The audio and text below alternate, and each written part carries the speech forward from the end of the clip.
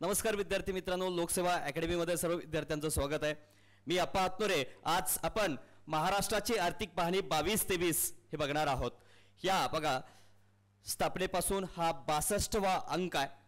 22-23चा हा 62वा अंक आहे. आणि कोण काढते रे? हे अर्थ व सांख्यिकी संचालनालय, महाराष्ट्र शासन अर्थ व सांख्यिकी संचालनालय हे संचालक करते, प्रकाशन करते ह्या महाराष्ट्र आर्थिक पाहणी अहवालाचं. तर महाराष्ट्र आर्थिक पाहणी 8 मार्च 2023 रोजी ही पब्लिश झालेली आहे, महिला दिनी. ओके, मग या महाराष्ट्र आर्थिक पाहणीवर एखाद दुसरा प्रश्न असतो, म्हणजे असं तुम्ही बघा, म्हणजे प्रीला म्हणतोय 1-2 प्रश्न असतात आणि मेन्सला आता स्पेशली मेन्शन केलेलं आहे. मेन्सच्या सिलेबसमध्ये काय दिले रे? महाराष्ट्राची अर्थव्यवस्था असं स्पेशली मेन्शन केलेलं आहे. त्यामुळं मी कंबाईन बद्दल बोलतोय जास्त. कंबाईन गट ब आणि गट क राज्यसेवे. आता यामध्ये मी जवळपास सगळी कंबाईन ओरिएंटेड सगळे टॉपिक ज्या महाराष्ट्र आर्थिक पाहणीमधली सगळी घेतलेली आहेत या ठिकाणी. ओके, तर त्यात कोणता स्किप केला ते सांगतो की जे HRD रिलेटेड आहे किंवा बाकी मेन्स, राज्यसेवा मेन्स म्हणा, तर सामाजिक क्षेत्र जो टॉपिक आहे त्याच्या ज्या स्कीम्स वगैरे जे काही वेगवेगळ्या आहेत तर त्या मात्र थोड्याशा त्या टाळलेला आहे. 10वा टॉपिक लक्षात घ्या. फक्त राज्यसेवेच्या विद्यार्थ्यांसाठी नंतर वाटलंच तर आपण ते घेऊ. ओके, ते पण मेन्सला त्यांना काम देणार आहे जास्त, प्रीला त्यांना पण तेवढं काही फायदेशीर नाही. पण बाकी राज्यसेवा प्री असेल, राज्यसेवा कंबाईन मुख्य असेल, कंबाईन पूर्व असेल, यासाठी हे अत्यंत उपयुक्त असं लेक्चर आहे. निश्चिंत सगळ्यांनी हे निश्चिंत बघू शकता. महाराष्ट्र आर्थिक पाहणी यावर बरीच प्रश्न असतात, जे आपले काय रे बेसिक प्रश्न जसे असतात. करे प्राथमिक कृषी संस्था सगळ्यात जास्त कुठे आहेत ते पण याच्यातलाच प्रश्न आहे. त्यानंतर काय रे, जसं गुरांचं पशुधनाचं प्रमाण जे आहे 6.2% आणि महाराष्ट्र कितव्या क्रमांकावर आहे, 6वा का 7वा, यावर प्रश्न विचारलेला आहे. पर्यटनाचं प्रमाण म्हणजे पर्यटनाचं जे काय GDP मध्ये जे काय व्हॅल्युएशन आहे, ओके, त्यावर विचारलेला प्रश्न आहे, तो याच्यातलाच आहे. म्हणजे अशी बरीच प्रश्न जे आहेत तुम्हाला याच्यातून इझिली टॅकल करता येतील. ओके, किंवा मग अशी काही प्रश्न असतात जसं आपल्या राजकोषीय तूट असेल किंवा अर्थसंकल्पीय अंदाजानुसार सध्याची राजकोषीय तूट काय आहे, महसुली तूट काय आहे, प्राथमिक तूट काय आहे, तर मग राज्य वित्त जो टॉपिक आहे त्याच्यामधला हे प्रश्न विचारले जाऊ शकतात. बेसिक प्रश्न येतात, खूप काही डीप किंवा खूप आकडेवारी करावी अशी काही गरज जनरली नसते. आता सेंद्रिय शेतीच्या रिलेटेड प्रश्न विचारू शकतात. मग सेंद्रिय शेतीमध्ये कितवा आहे वगैरे. महाराष्ट्र उत्पादनामध्ये सेंद्रिय शेतीमध्ये मला वाटतंय 2रा क्रमांक आहे, मला वाटतं नाही, बरोबरच आहे, सर्वेला वाटतंय बरोबर. तर पहिला मध्य प्रदेश आहे, 2रा महाराष्ट्र आहे. महाराष्ट्रामध्ये 20% प्रमाण जे काय उत्पादन आहे तर सेंद्रिय उत्पादन जे 20% होते. ओके, आणि भारत हा उत्पादनामध्ये कितवा आहे? पहिला आहे. आणि सेंद्रिय जो काय ऑर्गॅनिक स्टेट म्हणून सिक्कीमला मान्यता मिळालेली आहे. आणि त्याच्यावर पण प्रश्न विचारला आहे की त्याचं काय म्हणतो आपण, सेंद्रिय शेतीचं धोरण जे काय, तर पहिलं कोण राबवलं आहे? देशाने राबवलेलं आहे. 2005चं धोरण आहे त्यांचं, महाराष्ट्राचं 13चं आहे. त्यावरही विचारतात 13चं कोणाचं आहे, सॉरी जनरली धोरण कोणाचं आहे. एक प्रश्न विचारला होता, महाराष्ट्राचं 2013चं सेंद्रिय शेती धोरण आहे. ओके, असे 2 वाक्य टाकले होते आणि 1 वाक्य त्यातलं चुकीचं होतं, बरोबर. आणि किंवा मग काय रे, अरुणाचल प्रदेशमधलं किवी जो फळ आहे त्यावर पण विचारतात. आणि ऑर्गॅनिक जे काय महाराष्ट्राच्या उत्पादन किंवा या गोष्टीवर प्रश्न येऊ शकतो. बाकी याच्यावर वेगळा प्रश्न तयार होणार नाही. तर त्याच्यावर अजून प्रश्न काय विचारलेले आहेत रे. त्यानंतर हिंदू हृदय सम्राट बाळासाहेब ठाकरे समृद्धी महामार्ग जे आहे ते याच्यावरलाच प्रश्न आहे. म्हणजे बऱ्याच स्कीमवरले जे काय प्रश्न आहेत, स्कीमवरले, म्हणजे जनरली मी स्कीम जे काय आहे ज्या एक्स्ट्रा सांगतोय तुम्हाला, किंवा उज्ज्वला योजना असेल, बऱ्याच ज्या काही स्कीम रिलेटेड आहेत त्या स्कीम सगळ्या आर्थिक पाहणी अहवालातलेच येतात. ते एकतर काय जनरली बघा 90% म्हणलं तरी चालते, 90% प्रश्न हे महाराष्ट्राच्या आर्थिक पाहणीवर असतात. जर भारत आणि हे कंपॅरिझन जर केला तर एक 10% प्रश्न राज्यसेवाला मुख्याला देखील तुम्ही काढून बघा, राज्यसेवा मुख्याला देखील लाईन टू लाईन प्रश्न यामधले विचारले जातात.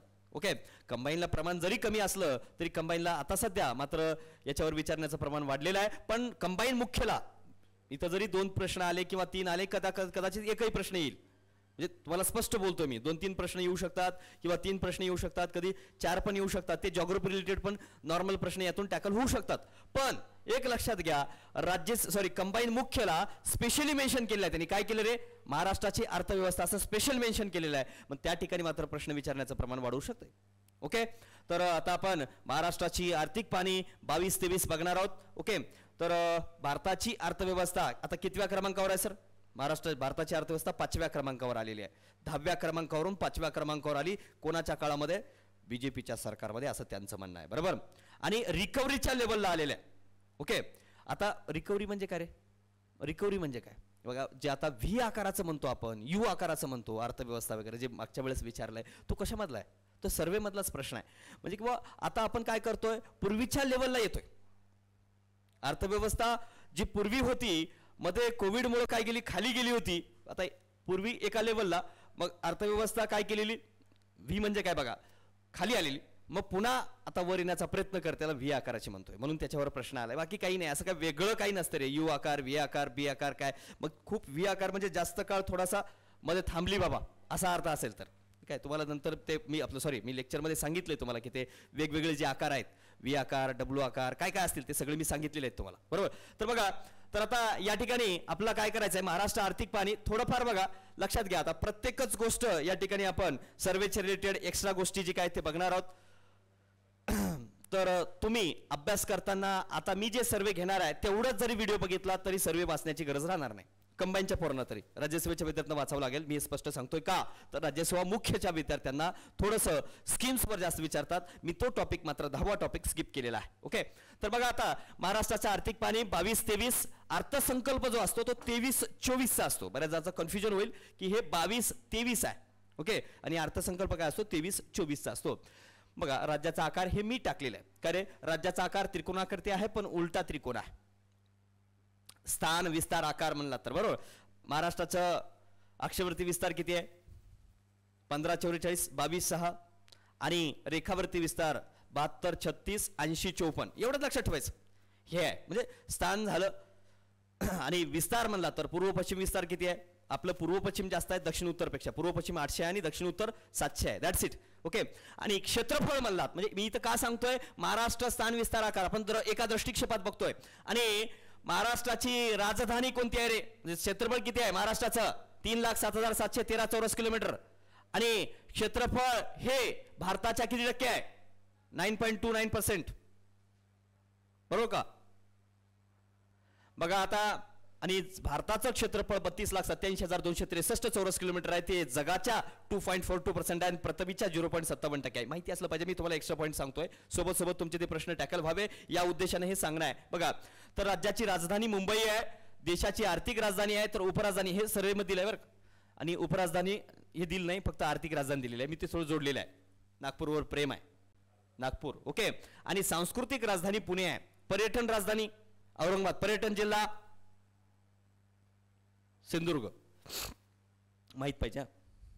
Steel city Jalna. म्हणजे हे थोडे थोडे काय आहेत, कोणकोणत्याचे काय वैशिष्ट्य आहेत ते माहिती पाहिजे. चला बघा, आता 1960 काय होतं आणि 2021-22 सध्या काय, म्हणजे आता 22-23 याच्यामध्ये 21-22 आकडेवारी असते, हे लक्षात घ्या. 22-23 याच्यामध्ये 21-22, सॉरी इथं 21-22 आले, 22-23 म्हणजे जर इथं 21-22 जनरली आकडेवारी असते, 22-23 पण असते, पण ती अर्थसंकल्पीय अंदाज असतो. ओके, बघा आता महसूल विभाग पूर्वी किती होते रे, 4 होते. आता याच्यावर प्रश्न विचारलाय की नाही राज्यसभेला, कशावर, तालुक्यांवर. तालुके 229 टाकलं होतं का नाही राज्यसभा पूर्व, 19 का 20 ला विचारलाय, बरोबर. त्याच्यानंतर एक्साईज, मी या पॉइंटवर कसे प्रश्न आलेत सांगतोय. एक्साईज सब इन्स्पेक्टर 2017चा प्रश्न काढून बघा. काय विचारला रे, 1960 घनता किती आहे विचारली होती. इथं दिली का रे घनता, नाही. इथं बघू आपण असेल घनता तर कुठं, जाऊ द्या, असू द्या. तर घनता किती होती रे 1960 घनता, त्यावरही प्रश्न आला. एका दृष्टिक्षेपामधला मी सांगतोय, तर घनता त्यावेळेस किती होती, 129 होती. कितीला, सॉरी 1960 स्थापनेच्या वेळेस 129. मग आता तसाच प्रश्न विचारू शकता. शहर बघा, 1960 266 होते, जिल्हे 26 होते, आता 36 आहेत. महसूल विभाग पूर्वी 4 होते, आता 6 आहेत. नाशिक आणि अमरावती वाढलेला आहे. जिल्हे 26 आता 36 आहेत. तालुके 229 होते, आता 355 प्लस 3, बोरिवली, कुर्ला आणि बांद्रा वगळून 355. शहर, लाईट गेली का, शहर किती आहेत 534.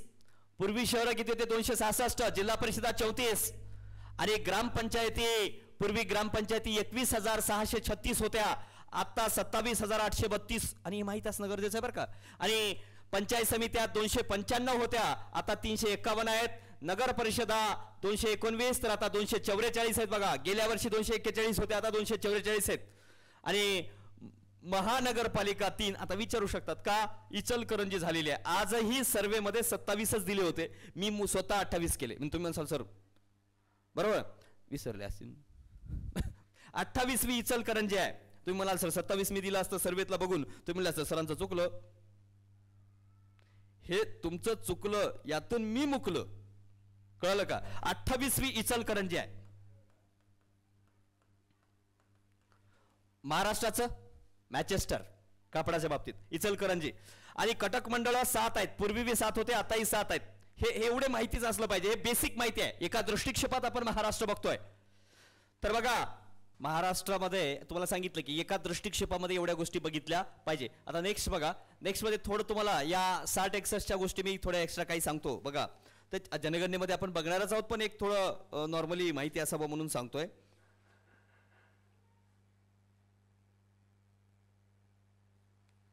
बघा,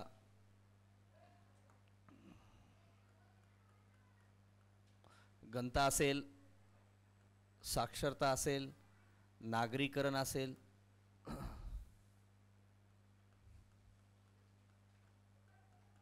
नागरीकरण,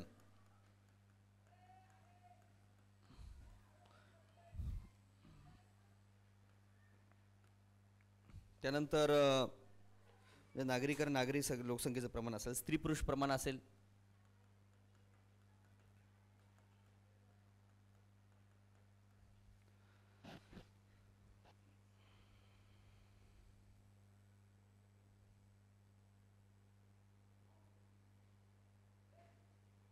एवढे हे थोडंसे माहिती असणं गरजेचं आहे. बघ, घनता जे आहे त्यावेळेस किती होती रे? 129 घनता होती. 129 आणि 35 पॉईंट समथिंग 35.1% आणि 936 स्त्री पुरुष प्रमाण. नागरीकरण किती होते रे? 20 नागरीकरण बघा 28.2. हे 1960ला आहे, बरोबर. आता किती आहे? 365 घनता आहे, बरोबर. 365 घनता आहे. आणि जर साक्षरतेचं प्रमाण म्हणलं तर 82.3% आहे. आता बऱ्याच पुस्तकांमध्ये वेगवेगळं दिलेलं असते, पण हे सर्वेची आकडेवारी आहे. इथं कुठं वेगळं प्रोग्राम करत बसायचं नाही. 82.3% साक्षरता आहे. आणि नागरीकरणात सध्या 45.2% आहे. आणि स्त्री पुरुष प्रमाण किती आहे रे सध्या? 929 आहे, बरोबर. हे एवढ्या गोष्टी थोडेफार लक्षात ठेवा. 1960 आणि आत्ताच्या याच्यासोबतच ह्या गोष्टी लक्षात ठेवणं गरजेचं आहे. 82 पॉईंट किती आहे? 3% आहे. आणि या जवळजवळ बघा 80-82% टक्केवारी 2001च्या जनगणनेनुसार मुंबईमधल्या झोपडपट्टीमध्ये होती. धाराई झोपडपट्टी जरी असली, सगळ्यात मोठं झोपडपट्टीचं प्रमाण त्या ठिकाणी असलं तरी साक्षरतेचं प्रमाण मात्र उच्च आहे, हे लक्षात ठेवा. ओके, भविष्यामध्ये विचारू शकता. 2016-17 मध्ये एकदा राज्यसभेला प्रश्न विचारलेला आहे त्यावर. त्यानंतर बघा, राज्यात सरासरी विहितीचं क्षेत्र जे आहे 1.34 हेक्टर आहे. 1.34 हेक्टर. आता तुम्हाला माहिती आहे पहिली कृषी गणना झाली कधी झाली? 70च्या दशकामध्ये, 1970 मध्ये झाली. त्यावेळेस 2.42% होतं. आता किती झाले रे? 1.34% झालेलं आहे. Hectare 1.34 hectare. ओके. आणि देशात सर्वाधिक, बघा हे महत्वाचं आहे, देशात सर्वाधिक कृषी पतसंस्था आहेत महाराष्ट्रामध्ये. तर किती आहेत हे विचारलं नाही, पण याच्या गेल्या वेळेसच प्रश्न विचारला ना, सगळ्यात जास्त कृषी पतसंस्था कुठे आहेत? तर ते महाराष्ट्रामध्ये आहेत. 21,097 आहेत 21-22 नुसार. आणि 61 मध्ये 21,400 होते. आणि एकूण पशुधनात, नॉर्मल सांगतो, एकूण पशुधनात महाराष्ट्राचा 7वा क्रमांक लागतो. एकूण पशुधनामध्ये महाराष्ट्रात 7वा क्रमांक लागतो. भारताच्या 6.2% पशुधन महाराष्ट्रामध्ये आहे. याच्यावरही विचारू शकतात. आपण मागच्या वर्षीच्या सर्वेमध्ये जे आपले निलेश पवार सर काढले होते त्यामध्ये देखील त्यांनी दिलं होतं, स्पष्ट मेन्शन केलं होतं, बरोबर ना. तर 6.2% आणि त्यामध्ये भारत हा महाराष्ट्र कितवा आहे? 7वा क्रमांक आहे. याच्यावर प्रश्न आलेला आहे बघा, कंबाईनला बघा ना, कंबाईन पूर्व याच्यावरही आलेलं आहे, याच्यावरही आलेलं आहे बघा. या दोन्ही वाक्यावर म्हणजे महाराष्ट्राच्या दृष्टिक्षेपात जेव्हा बघता त्यातच तुमचे 1-2 प्रश्न सुटत आहेत. त्यानंतर याच्यावर कधी विचारणार नाही पर्जन्य किती पडले वगैरे, तर जनरली विचारत नाही, पण माहिती असावं. सरासरी 118.2% पाऊस झालेला आहे. ओके, विचारलं तर विचारू शकतात. बघा तेवढं काय असं नाही. नावात बदल करण्यात आलेला आहे. काय नावात बदल केले रे? तर औरंगाबादचं नाव छत्रपती संभाजीनगर असं करण्यात आलेलं आहे. आणि उस्मानाबादचं नाव धाराशिव असं करण्यात आलेलं आहे. आणि औरंगाबाद विभाग, औरंगाबाद उपविभाग, औरंगाबाद जिल्हा, औरंगाबाद तालुका, औरंगाबाद गाव या सगळ्यांचं नाव चेंज करून त्या ठिकाणी छत्रपती संभाजीनगर विभाग छत्रपती संभाजीनगर उपविभाग छत्रपती संभाजीनगर जिल्हा छत्रपती संभाजीनगर तालुका छत्रपती संभाजीनगर गाव असं बदल करण्यात आले. म्हणजे नुसतं जिल्हा बदललाय असं डोक्यातून काढून टाका. सगळ्या ठिकाणी ज्या ज्या ठिकाणी पूर्वी औरंगाबाद होतं त्या त्या ठिकाणी आता छत्रपती संभाजीनगर हे नाव असणार आहे. ओके. आणि पूर्वी ज्या ज्या ठिकाणी उस्मानाबाद होतं आता त्या त्या ठिकाणी काय असणार आहे, धाराशिव असणार आहे. पूर्वीपासूनच धाराशिव म्हणतात बा. आणि या धाराशिव तिथं पण सर्वे मध्ये दिलेलं आहे, स्पष्ट मेन्शन केलेलं आहे. काय धाराशिव उपविभाग, धाराशिव जिल्हा, धाराशिव तालुका, धाराशिव गाव. विभाग का म्हणलं नाही रे, उस्मानाबाद विभाग आहे का नाही म्हणून तुम्हाला इथं म्हणलं तिथं म्हणलं नाही सर. चला नेक्स्ट. आता वनसंपत्तीमध्ये कोणकोणते म्हणजे महाराष्ट्रामधल्या वनसंपत्तीमध्ये काय काय आकडेवारी आहे सर्वेच्या रिलेटेड मी ते या ठिकाणी सांगणार आहे. राज्याचं एकूण भौगोलिक क्षेत्र मार्च 2022 ला 61,907.8 चौरस किलोमीटर. विचारतील बरं का किती आहे म्हणून, आयोगाचं सांगता येत नाही. मला वाटते घनकचऱ्याचा मॅट्रिक टन मधला प्रश्न विचारलाय त्यामुळे हे विचारू शकतात. मग नॉर्मल लक्षात ठेवायचं 61,000च्या आसपास आहे किलोमीटर असून, चौरस किलोमीटर असून ते राज्याच्या भौगोलिक क्षेत्राच्या किती टक्के आहे याच्यावरही प्रश्न आलाय. काढून बघा किती टक्के रे, 20.1% आहे. किती, 20.1% आहे. महाराष्ट्राचं क्षेत्र किती आहे रे, भौगोलिक क्षेत्र 20.1% आहे. आता राष्ट्रीय वन धोरणानुसार महाराष्ट्राच्या मार्च 2021 नुसार महाराष्ट्रामध्ये वन आच्छादन किती टक्के आहे, 16.5%. याच्यावर वेगळा पॉईंट प्रश्न विचारू शकतात बरं का, लक्षात घ्या. राष्ट्रीय वन धोरण 1988 नुसार निश्चित केलेले वन आच्छादनाचं प्रमाण भौगोलिक क्षेत्राच्या 33% निश्चित केलेलं आहे. पण तुलनेनं राज्याचं वन आच्छादनाचं प्रमाण, वन आच्छादनाचं एकूण भौगोलिक क्षेत्राच्या नाही तर वन आच्छादनाचं प्रमाण किती आहे तर केवळ 16.5% आहे. लक्षात घ्या महाराष्ट्रामध्ये. ओके. काय धोरणानुसार किती आहे आच्छादन, 16.5% आहे. आणि राज्याच्या एकूण वनाच्छादनात अतिघनदाट वन 17.2% आहेत, मध्यम घनदाट वन 40.5% आहेत आणि खुली वन 42.3% आहेत. म्हणजे सगळ्यात जास्त प्रमाण कोणाचं आहे, खुली वनाचं आहे. त्यानंतर मध्यम घनदाट आणि घनदाट वन. सर्वाधिक वनांचं प्रमाण कुठं आहे सर, सह्याद्री पर्वतावर आहे, घाट माथ्यांवर जास्त आहे. त्यानंतर दक्षिण कोकणामध्ये याचं प्रमाण जास्त आहे. ओके. आंबोली, सावंतवाडी, वेंगुर्ला हा परिसर असेल. आणि विदर्भामध्ये अल्लापल्ली वन जे आहेत बरोबर तिकडेही वनांचं प्रमाण भयंकर आहे. गडचिरोली, चंद्रपूर असेल वगैरे. तर या भागामध्ये काय अल्लापल्ली वनांचं प्रमाण आणि त्यात सगळ्यात जास्त महत्त्वाचं वन म्हणजे सागवान आहे, जो की किमती कशासाठी, फर्निचरसाठी, वेगवेगळ्या गोष्टींसाठी त्याचा लाकूड आर्थिक दृष्टिकोनातून जास्त मोठ्या प्रमाणात उपयोग होतो. आता बघा आर्थिक पाहणी अहवालानुसार राज्यात सध्या 6 राष्ट्रीय उद्यानं आहेत, 50 वन्यजीव अभयारण्य आहेत. आता नवीन 3 अभयारण्याला मान्यता दिले मी ते सांगितले तुम्हाला. ओके.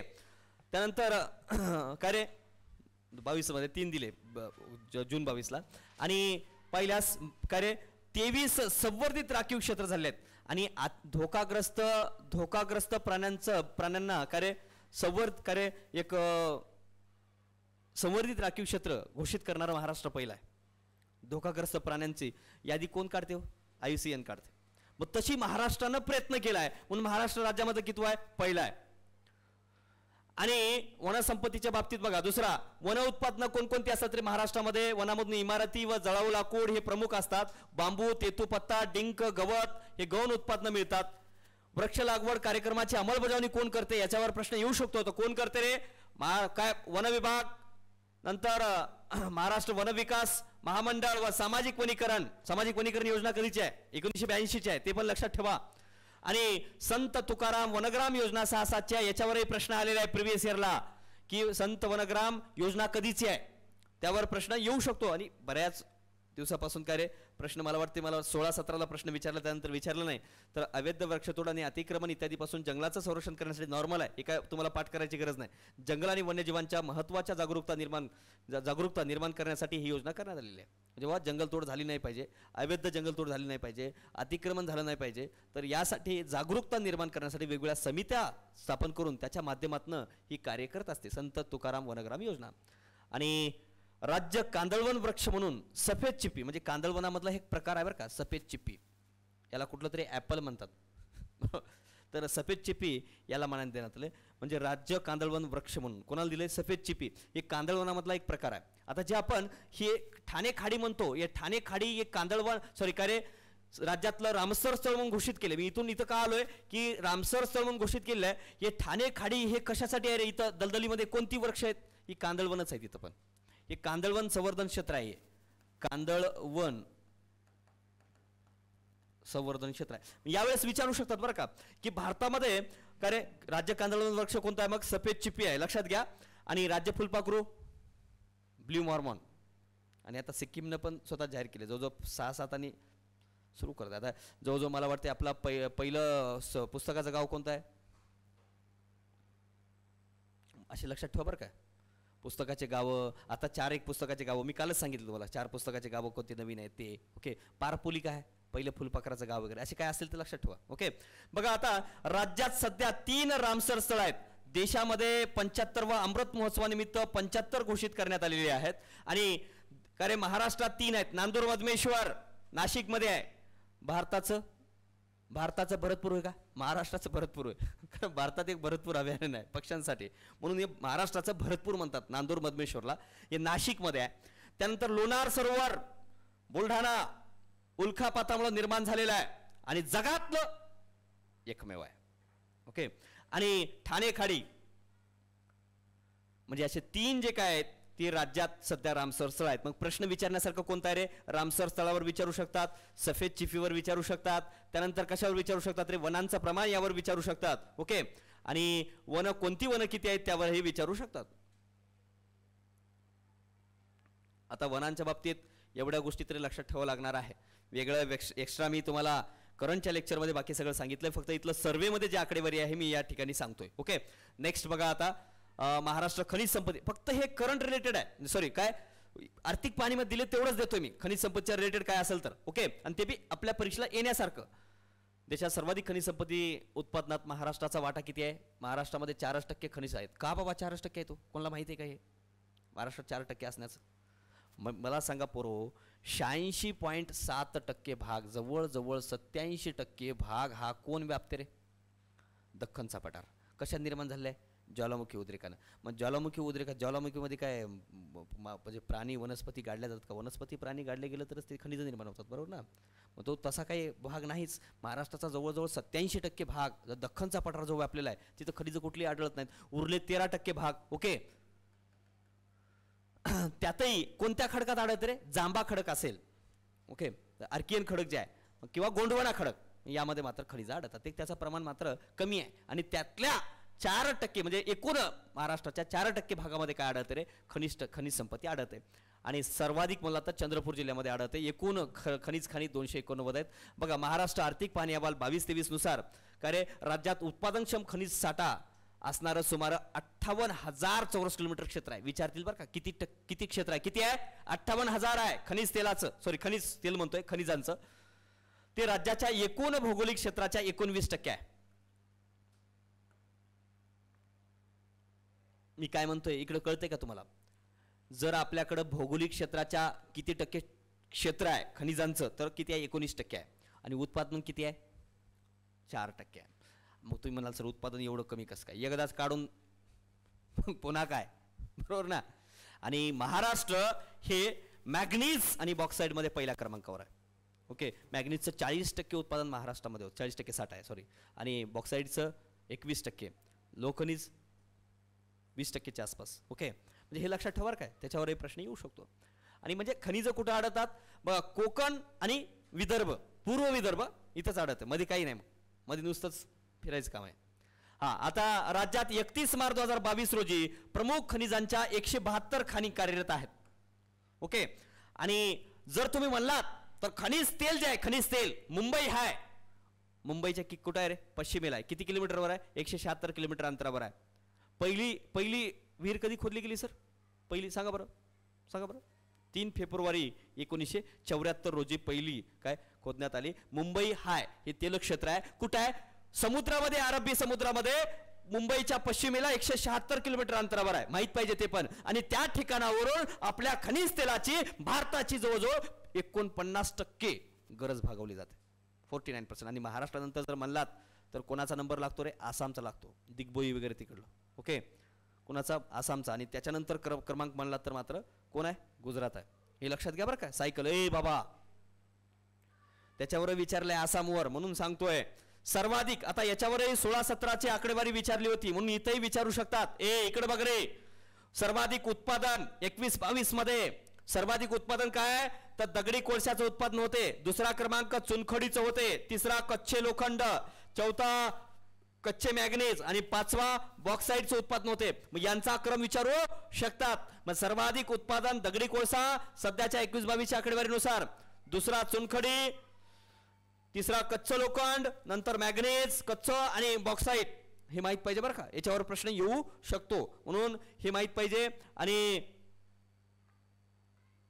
याच्यावर एक प्रश्न येऊ शकतो कुठला, हा आणि हा पॉइंट, हे वेगळं आहे. 19% हे क्षेत्र आहे आणि हे उत्पादनात आहे. ओके. आणि तुम्हाला मुंबई हाय बद्दल मी थोडंफार सांगितलंय. ते कुठं आहे मुंबईच्या पश्चिमेला, याच्यावर एकदा प्रश्न आलाय. आणि 176 पश्चिमेला त्याच्यावरही प्रश्न आलाय, बरोबर ना रे. आणि ते 3 फेब्रुवारी 1974 त्यावरही प्रश्न आलाय. आणि वसई हाय या ठिकाणी पण आहे बरं का. वसई हाय आणि मुंबई हाय हाय तिथं हाय. बरोबर. महाराष्ट्र ऊर्जा साधन संपत्ती या बाबतीत आपण थोडंफार बघू. तर बघा, महाराष्ट्र आर्थिक पाहणी 22-23 नुसार सर्वाधिक उत्पादन हे दगडी कोळशाचेच आहे. मी आता सांगितलं तुम्हाला दगडी कोळशाचं आहे. ओके. भारतात 95.9% कोळशाच्या खाणी या सार्वजनिक क्षेत्राशी संबंधित आहेत. आणि महाराष्ट्रात वाढत्या वीज मागणीला पूर्तता करण्यात राज्य अयशस्वी ठरलेलं आहे. मागणी जास्त आहे, पुरवठा कमी आहे. वीजच्या बाबतीत एक प्रश्न टाकला होता, तुम्हाला माहिती आहे का?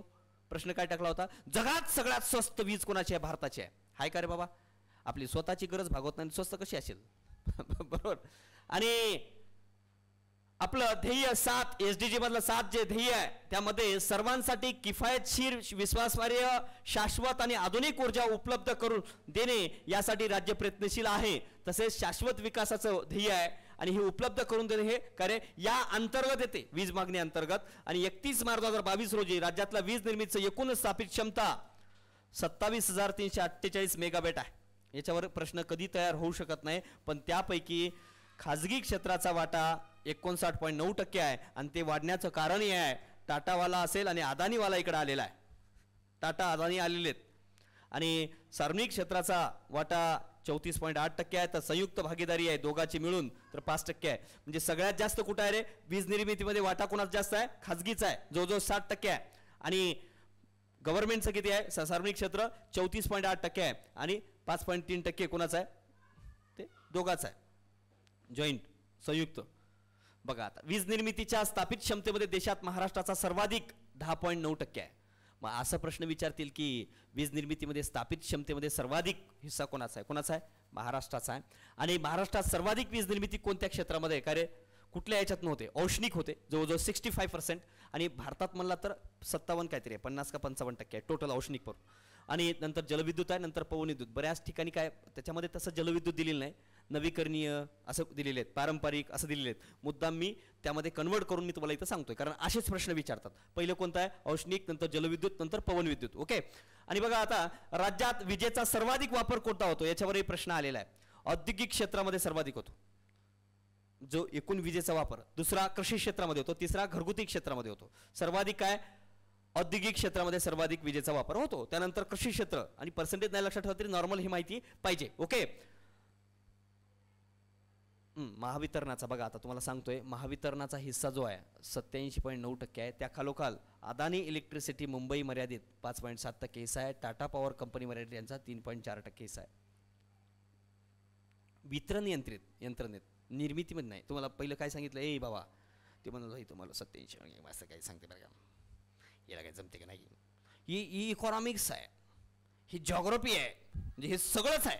इथं करताना थोडंसं शब्दांवर व्यवस्थित बघायचं असतं. तिथं तुम्हाला काय बघा, पॉइंट आणि वाक्यरचना जी आहे ते प्रत्येक तुम्ही प्रश्न पण सोडवताना जर व्यवस्थित नाही वाचलात तर घोळ होतो. काय रे, प्रश्न व्यवस्थित वाचण्यात नाही आला तर प्रश्न चुकतो. महाराष्ट्राचं अपारंपरिक ऊर्जा निर्मिती धोरण 2020. महाराष्ट्राचं अपारंपरिक ऊर्जा निर्मिती धोरण 2020. नील क्रांती धोरण कधीच आहे महाराष्ट्राचं? 2017. बंदर धोरण 2016. असे धोरण विचारले नुसतं काय, कसं विचारलं रे? महाराष्ट्राचा नील क्रांती धोरण कधीच आहे? 2017. असा प्रश्न आला. मग असं का विचारणार नाही? महाराष्ट्राचा अपारंपरिक ऊर्जा निर्मिती धोरण कधीचा आहे? 2020 याचा कालावधी आहे. 31 डिसेंबर 2020 ते 31 मार्च 2025 पर्यंतचा कालावधी आहे. या धोरणाअंतर्गत 12,930 मेगावॅट क्षमतेचा सौर ऊर्जेवर आधारित प्रकल्प चालू करायचे आहेत. बघा, सौर ऊर्जेवर आधारित किती पाहिजे? 12,930 आणि 2500 मेगावॅट क्षमतेचा पवन ऊर्जेवर आधारित प्रकल्प, 1350 मेगावॅट क्षमतेचा उसाच्या चिपडावर आधारित सहवीज निर्मिती प्रकल्प आणि 200 मेगावॅट शहरी घनकचऱ्यावर आधारित वीज निर्मिती प्रकल्प याचं ध्येय आहे. मग या अपारंपरिक ऊर्जा निर्मितीचं ध्येय काय रे? सर्वाधिक सौर ऊर्जेवर आधारित ठेवलेलं आहे त्यांनी. ओके. आणि नवीकरणीय ऊर्जेच्या स्थापित क्षमतेनुसार पहिला क्रमांक कोणाचा रे? राज्यामध्ये, सॉरी, देशामध्ये नवीकरणीय ऊर्जेच्या स्थापित क्षमतेनुसार पहिला क्रमांक राजस्थानचा आहे, दुसरा गुजरातचा आहे, तिसरा तमिळनाडूचा आहे, चौथा कर्नाटकचा आहे आणि पाचवा महाराष्ट्राचा आहे. गेल्या वर्षी हेच क्रमांक होता, आताही हेच आहे. मागच्या वर्षीच्या सर्वेमध्ये आपण दिलं होतं. ओके. तर बघा काय रे? नवीकरणीय ऊर्जेच्या स्थापित क्षमतेनुसार राजस्थान पहिला, गुजरात दुसरा, तिसरा तमिळनाडू आणि चौथा कर्नाटक आहे. महाराष्ट्र इलेक्ट्रिक वाहन धोरण 2021-2025 पर्यंत इलेक्ट्रिक वाहनाच्या वापरास चालना देण्यासाठी राज्य शासनानं महाराष्ट्र इलेक्ट्रिक वाहन धोरण 2021 जाहीर केलेलं आहे. यासाठी चार्जिंग स्टेशन्स विकसित करण्याकरता महावितरण कंपनीस नोडल एजन्सी म्हणून नियुक्त केले आहे. कोणाला केलं विचारू शकता, तर महावितरण कंपनीला केलेला आहे. आणि महाराष्ट्र इलेक्ट्रिक वाहन धोरण 2021 आहे. 2025 पर्यंतचे टार्गेट आहेत त्याचे. ओके. प्रधानमंत्री उज्ज्वला योजना 16-17 पासून 3 वर्षाच्या कालावधी करता दारिद्र्यरेषेखाली कुटुंबातील 5 कोटी महिलांना LPG जोडणी देण्यासाठी ही योजना सुरू करण्यात आलेली आहे. प्रधानमंत्री उज्ज्वला योजनेवर पण प्रश्न आलाय का नाही? मग इथे विचारू शकतात. 10 ऑगस्ट 2021 रोजी केंद्र शासनानं प्रधानमंत्री उज्ज्वला योजना 2 घोषित केलेली आहे. मग प्रधानमंत्री उज्ज्वला योजनाचा दुसरा टप्पा कधी सुरू झालेला आहे? मग 10 ऑगस्ट 2021 रोजी सुरू झालेला आहे. मग या अंतर्गत काय आहे? आता लाभार्थ्यांना LPG जोडणी सोबतच, LPG जोडणी तर फुकट द्यायचंच, पहिला सिलेंडर गॅस शेगडी मोफत देण्यात येते. आता थोडंसं ऍडव्हान्स केलेलं आहे. पहिला सिलेंडर गॅस, पहिले सिलेंडर आणि गॅस जोडणी फुकट आणि शेगडी पण. डॉक्टर बाबासाहेब आंबेडकर जीवन प्रकाश योजना कशासाठी आहे लक्षात ठेवा. या योजनेला मुदत वाढ देण्यात आली 6 डिसेंबर 22 पर्यंत. पण कशासाठी आहे बघा? 14 एप्रिल 2021 ते 6 डिसेंबर 2021 या कालावधीत अनुसूचित जाती व जमाती प्रवर्गातील कुटुंबांना प्राधान्याने घरगुती वापरासाठी वीज जोडणी उपलब्ध करून देण्यासाठी योजना होती. काय रे? अनुसूचित जाती जमातीतील कुटुंबांना प्राधान्याने वीज जोडणी उपलब्ध करून देण्यासाठी कुठली योजना होती? जीवन प्रकाश योजना. डॉक्टर बाबासाहेब आंबेडकर जीवन प्रकाश योजना होती. आता सोबत बघा, हे तुमचं कुठलं संपलं रे? ऊर्जा टॉपिक संपला याच्यातला, ऊर्जा. ओके. ऊर्जा साधन संपत्ती. आता ऊर्जा साधन संपत्ती नंतर बघा कुठला आहे?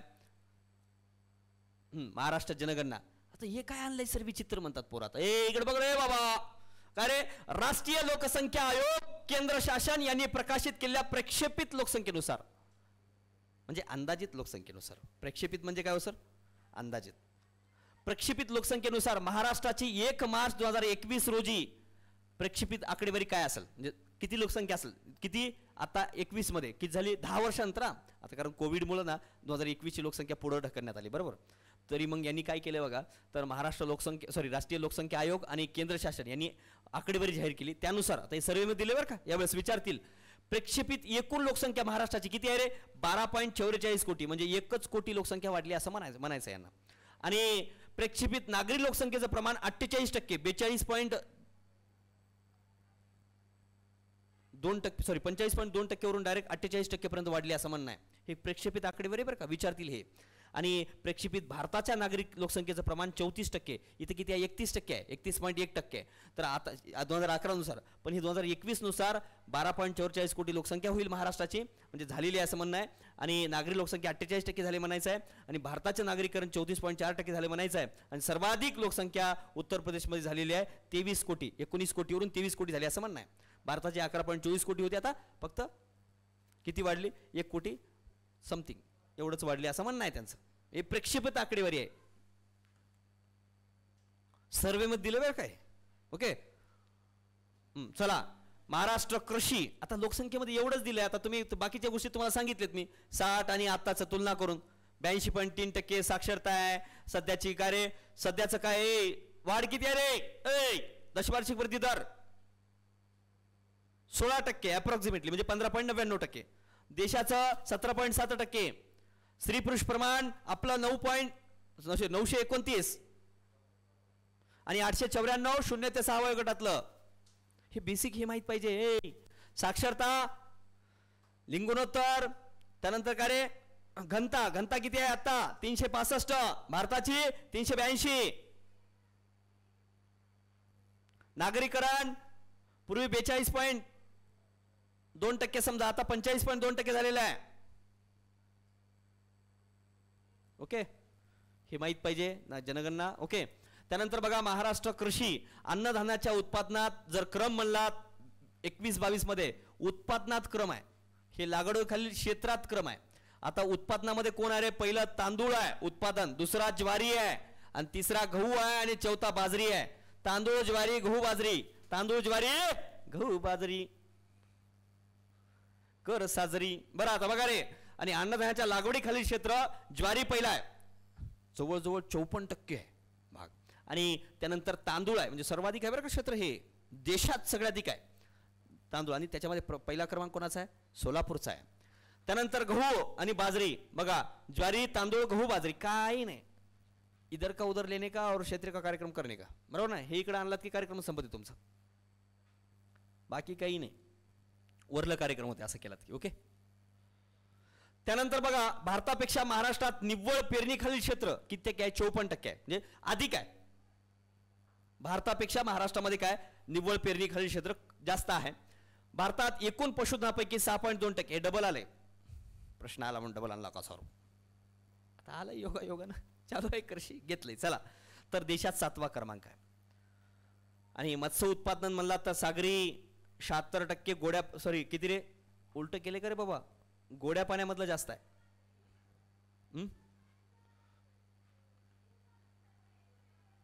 ओके, गोड्या पाण्यामध्ये 76% आणि सागरी 24% आहे. ओके, मत्स्य उत्पादन. आता बघा स्थूल राज्य मूल्यवर्धित क्षेत्रनिहाय सरासरी हिस्सा किती आहे बघा, 11-12 ते 21-22 10 वर्षामध्ये. तर कृषी संलग्न क्षेत्र 12.1% आहे, थोडा बदल झाला. पूर्वी 11.6% होता, आता 12.1% आहे. उद्योग 31.2% आणि सेवा क्षेत्र 56.7% आहे. मग यावर प्रश्न येऊ शकतो बरं का. त्यांनी असा बॉक्स करून दिलाय बघा, बघा तुम्ही. ओके, असं बॉक्स करून दिलेला आहे सर्वेमध्ये. तर आणि भारतामध्ये 18.4% कृषी संलग्न क्षेत्र, उद्योग 29.6% आणि सेवा क्षेत्र 52%. हे लक्षात ठेवा बरं का. आणि हे सगळी आकडेवारी 2011-12च्या बेस इयर नुसार आहे. ओके, कृषी व संलग्न क्षेत्राच्या राज्य मूल्यवर्धित 12.1% हिस्सा आहे. तसेच राज्यातील 50% पेक्षा जास्त ग्रामीण लोकसंख्या कार्य उपजीविकेसाठी शेती आणि संलग्न कार्यावर अवलंबून आहे. आणि राज्याच्या 33% भाग कमी व अनियमित पावसाच्या पर्जन्यछायेच्या क्षेत्रात येते. मग विचारतील किती टक्के भाग अनियमित आणि पर्जन्यछायेच्या क्षेत्रात येतो? कशाचा? महाराष्ट्राचा. किती टक्के येतो? 33% भाग येतो. राज्यातील निव्वळ पेरणी क्षेत्र 54%, आता सांगितले 54% आहे. तुम्ही म्हणाल सर असंच काहीतरी सांगून टाकले काय की सर? तसं सांगत नाही बाबा, इथं येऊन काय काय असेच कामं करू का? बरोबर. तर 54% आहे. पूर्वी 56% होतं, आता 54% झालेलं आहे. केंद्र शासनाच्या प्रस्तावानुसार 2023 हे वर्ष संयुक्त राष्ट्रसंघानं आंतरराष्ट्रीय भरड धान्य वर्ष. कोणतं अन्न? काय म्हणलात?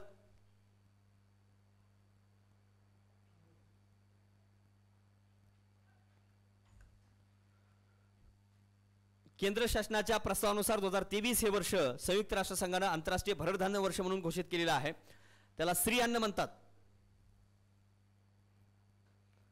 राज्यात मान्सून पावसाचं आगमन 10 जून 2022 रोजी झालेला आहे असून सर्वाधिक पाऊस जुलै महिन्यात पडलेला आहे. तर मान्सून 22 मध्ये सरासरीच्या तुलनेत 119.8% पाऊस झालाय. मान्सून म्हणतात, एकूण जर सरासरी पाऊस म्हणला तर 118.2% झालाय. ओके, म्हणून बघा केंद्र शासनाच्या प्रस्तावानुसार 2023 हे वर्ष संयुक्त राष्ट्रसंघानं आंतरराष्ट्रीय भरड धान्य वर्ष म्हणून साजरं केलेलं आहे. बघा 2018 आंतरराष्ट्रीय किंवा महाराष्ट्राचं कोणतं आहे रे? बाजरी वर्ष 18. कृषी गणना, पहिली कृषी गणना 70-71 मध्ये, 10वी कृषी गणना 15-16 मध्ये झाली. 2015-16 मध्ये, आणि 11वी कृषी गणना ही 28 जुलै 2022 रोजी सुरू करण्यात आलेली आहे. 28 जुलै 2022 रोजी सुरू करण्यात आलेली आहे. आणि सरासरी क्षेत्र 70-71 मध्ये मी सांगितले 2.12 हेक्टर 70 एकर पहिली कृषी गणनेमध्ये, आणि आता मात्र किती आहे रे सरासरी विहित क्षेत्र 1.34 हेक्टर आहे. राज्यातील जमिनीचा वापर जर म्हणला तर सर्वाधिक निव्वळ पेरणीखाली क्षेत्र 54% आहे. दुसरा क्रमांक वनाखाली क्षेत्र येतो 17% जवळपास, म्हणजे 16.5% जो म्हणतो आपण. आणि तिसरा लागवडीखाली उपलब्ध नसलेली जमीन 12% आहे. पडीत जमीन 9% आहे, आणि लागवड न केलेली इतर जमीन 8% आहे. यावरही प्रश्न येऊ शकतो जोड्याजोळामध्ये वगैरे, माहित पाहिजे बाबा. काय सांगतोय कळालं का तुम्हाला? आणि खरीप पिकाचं उत्पादन मागील वर्षाच्या तुलनेत तेलबिया पिकाखालील क्षेत्रात वाढ अपेक्षित असून तृणधान्य, कडधान्य, कापूस आणि ऊस पिकाखालील क्षेत्रात घट अपेक्षित आहे. आणि तेल पिकाखालील क्षेत्रात वाढ अपेक्षित कशामुळे आहे तर सोयाबीनचे भाव वाढले. मागच्या वेळेस होते, आता नाहीत, बरोबर. आता तर यावेळेस खूप कमी आहेत. आणि खरं तर कृषी मालाला, शेतकऱ्याच्या मालाला कधी भाव नसतो रे. एकतर पावसानं घे जाते, ना तर कशाला तरी जात राहते. शेतकऱ्यावर कायम अन्याय आहे, आणि सिद्ध आहे ते. तिथं काहीतरी व्हायला पाहिजे खरं तर. ओके, तेलबिया पिकाखालील क्षेत्रात वाढ अपेक्षित आहे. बघा आता एवढ्या गोष्टी तुम्हाला माहिती पाहिजे. पहिली कृषी गणना नुसतं असं टाकू शकता 70-71 मध्ये झाली, आणि किती 10वी कृषी गणना 15-16 मध्ये झालेली असं टाकतील. आणि 11वी कृषी गणना 28 जुलै 2022 रोजी किंवा 21-22 मध्ये सुरू होणार आहे किंवा सुरू करण्यात आलेली आहे असं म्हणू शकतात. ओके, वाक्य टाकून विचारू शकतात प्रश्न, ही माहिती पाहिजे.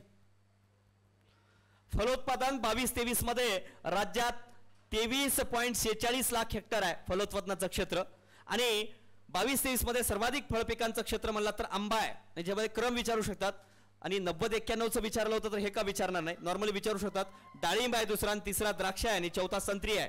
आता जास्त नाही लक्षात ठेवायचं, किमान 3 तरी लक्षात राहिले पाहिजे. 3 ते 4 आंबा, डाळिंब, द्राक्ष आणि संत्री आहे. आणि 22-23 मध्ये भाजीपाला पिकाखालील क्षेत्र जे आहे सर्वाधिक कांदा आहे पहिला, दुसरा टोमॅटो, आणि तिसरी हिरवी मिरची आहे. कांद्यामुळे सरकार पडते असं लक्षात ठेवायचं, आणि कांदा पहिला आहे म्हणायचं. ओके, काय कांदा पहिला, दुसरा टोमॅटो, तिसरी हिरवी मिरची आहे. मिरची, हिरवी मिरची. आणि पहिला कार्य सर्व फळ पिकामध्ये आंबा, डाळिंब, द्राक्ष, संत्री. That's it. सेंद्रिय शेती धोरण बघा, हे महत्वाचं आहे, व्हेरी इम्पॉर्टंट. याच्यावर प्रश्न असतो म्हणजे असतोच. बघा, महाराष्ट्राचं सेंद्रिय शेती धोरण 2013चं आहे, व्हेरी इम्पॉर्टंट. याच्यावर प्रश्न आलेला आहे. मी काय सांगतो इकडे बघा. आणि भारताचं 2005चं धोरण आहे. नॉर्मल माहित पाहिजे धोरणात काय आहे हे महत्वाचं नाही, धोरण कितीचं आहे हे पहिलं बघा. बरोबर, सेंद्रिय शेती धोरण. हा, सेंद्रिय शेती उत्पादनात मध्य प्रदेश नंतर महाराष्ट्राचा हिस्सा आहे, दुसरा क्रमांक लागतो. बरोबर, मग किती टक्के हिस्सा आहे? 20% हिस्सा आहे. मग सेंद्रिय शेती उत्पादनामध्ये महाराष्ट्राचा देशामध्ये किती टक्के हिस्सा आहे? किती टक्के आहे? 20% आहे. विचारणार म्हणजे विचारणार, जर कधीतरी प्रश्न, म्हणजे आता लगेच विचारणार म्हणजे विचारणार सांगितलं होतं, तुमची क्लिप मी पाठवतो तुम्हाला. बाबा कधीतरी विचारू शकतात, कारण महाराष्ट्र दुसऱ्या क्रमांकावर आहे सेंद्रिय शेती उत्पादनामध्ये, म्हणून. ओके, 2018 नुसार सेंद्रिय शेतजमीन क्षेत्रात भारत 9व्या क्रमांकावर आहे, म्हणजे सेंद्रिय शेतीमध्ये जगात 9व्या क्रमांकावर आहे. उत्पादनात पहिला होता 18 मध्ये, आणि आता 22 मध्ये, सध्या 2022 मध्ये भारत सेंद्रिय शेतजमीन क्षेत्रात 4थ्या क्रमांकावर आले डायरेक्ट क्षेत्रात भारत. आणि उत्पादनात पुन्हा पहिला आहे, ते आपण सोडलं नाही. आणि हे दुसरं मात्र बदल केलाय स्वतः. म्हणजे बघा, क्षेत्रामध्ये भारत कितवा आहे? 4था आहे 22 नुसार, आणि उत्पादनामध्ये पहिला आहे. आणि सेंद्रिय शेतीस प्रोत्साहन देण्यासाठी केंद्र सरकारनं 2005 मध्ये सेंद्रिय शेती धोरण जाहीर केले, तर महाराष्ट्रानं जानेवारी 2013 मध्ये केले, सांगितलं तुम्हाला आताच. हा, हे महत्वाचं बघा. सिक्कीमवर पण प्रश्न आलेला आहे, बरोबर. आणि मला वाटते याच्यावर पण प्रश्न आलाय, कशावर? किवी फळावर. मी आता कालच तुम्हाला घेतलंय कृषी आणि पर्यावरणवरले प्रश्न, बरोबर. बघा, सिक्कीमला संपूर्ण जैविक शेती उत्पादन घेतल्याबद्दल 2015 मध्ये, कधी मिळाले? 2015 मध्ये भारत सरकारनं पहिलं सेंद्रिय म्हणजे फर्स्ट ऑर्गॅनिक स्टेट म्हणून घोषित केले. काही best Oscar for best policy पुरस्कारही मिळाला. असो, ऑक्टोबर 2020 मध्ये लक्षद्वीपला पहिला सेंद्रिय केंद्रशासित प्रदेश म्हणून मान्यता मिळाली. मग लक्षद्वीपला, कोणाला? लक्षद्वीपला पहिला सेंद्रिय केंद्रशासित प्रदेश म्हणून घोषित करण्यात आले. कोणाला? लक्षद्वीपला. कधी? ऑक्टोबर 20 मध्ये. आणि प्रमाणित सेंद्रिय फळाचा दर्जा प्राप्त करणारं किवी हे पहिलं फळ, किवी फळाच्या बाबतीत अरुणाचल प्रदेश हे पहिलं राज्य ठरलेलं आहे असं प्राप्त करणारं. महत्वाचा, व्हेरी इम्पॉर्टंट. अरुणाचल प्रदेश, लक्षद्वीप आणि काय रे सिक्कीम, आणि महाराष्ट्र, मध्य प्रदेश उत्पादनामध्ये काय रे? पहिला आहे. महाराष्ट्र कितवा आहे उत्पादनात, दुसरा आहे किती टक्के हिस्सा आहे सेंद्रिय शेतीमध्ये, 20% हिस्सा आहे. आणि काय माहित पाहिजे अजून, सेंद्रिय शेती धोरण महाराष्ट्राचं 2013चा जानेवारी 13, भारताचं 2005चा आहे. आणि organic state, first organic state in India Sikkim, आणि युनियन टेरिटरी लक्षद्वीप, आणि नुसत्या किवी फळासाठी अरुणाचल प्रदेश. हे माहित पाहिजे. येस येस येस, चला चला चला. मला आता एक सांगताना आपले उमाप सरांचे मित्र सांगितलेत की जुन्नर हे, म्हणजे पूर्वी आपण सांगितलं होतं की पर्यटन जिल्हा, पर्यटन राजधानी माहित होतं, पण पर्यटन तालुका जुन्नर आहे. पर्यटन जिल्हा, महाराष्ट्राचा पहिला पर्यटन जिल्हा. ओके, जुन्नर. महाराष्ट्र पशुधन व मासेमारी पशुगणना 1920 रोजी पहिली पशुगणना करण्यात आली. 2019 रोजी 20वी पशुगणना करण्यात आलेली आहे. पशुगणना 1920 मध्ये पहिली पशुगणना झालेली आहे आणि 19 मध्ये 20वी पशुगणना झालेली आहे. आता 20व्या पशुगणनेनुसार काय काय आहे आपण ते बघू. आता बरीच पोरं म्हणतात की सर काय पशुगणनेची आकडेवारी तुमची 19चीच आहे, असं ज्यांचं मन असते. मग बरीच काय त्यांना माहीत नसतं ना बिचारांना, त्यांचंही काही चूक नाही. मग ते मागच्या वेळेस मला एक जण फोन लावला होता, सर 19चीच आकडेवारी टाकली तुम्ही, ऑक्टोबर 22ला अपडेट केले. म्हणलं भाऊ दरवर्षी पशुगणना 5 वर्षांनी होते, म्हणजे सॉरी दरवर्षी होत नाही 5 वर्षांनी होते. मग आता मी कसं करू बाबा, बरोबर ना. 19ची 24ला आकडेवारी येणार आहे. नाही बरोबर, ठीक आहे. म्हणजे थोडं अभ्यास करून मग पुढचं प्रयोजन करायचं. पशुगणना 2019 नुसार 3.31 कोटी पशुधनासह, म्हणजे किती आहे महाराष्ट्रामध्ये पशुधन, हे गेलं खड्ड्यात 7व्या क्रमांक. ते सोडून हे विचारतात आता. 3.31 कोटी पशुधन आहे महाराष्ट्रामध्ये, आणि महाराष्ट्र 6.2% पशुधन आहे. पर्सेंटेजमध्ये म्हणला तर 6.2%, आणि महाराष्ट्र 7व्या क्रमांकावर आहे.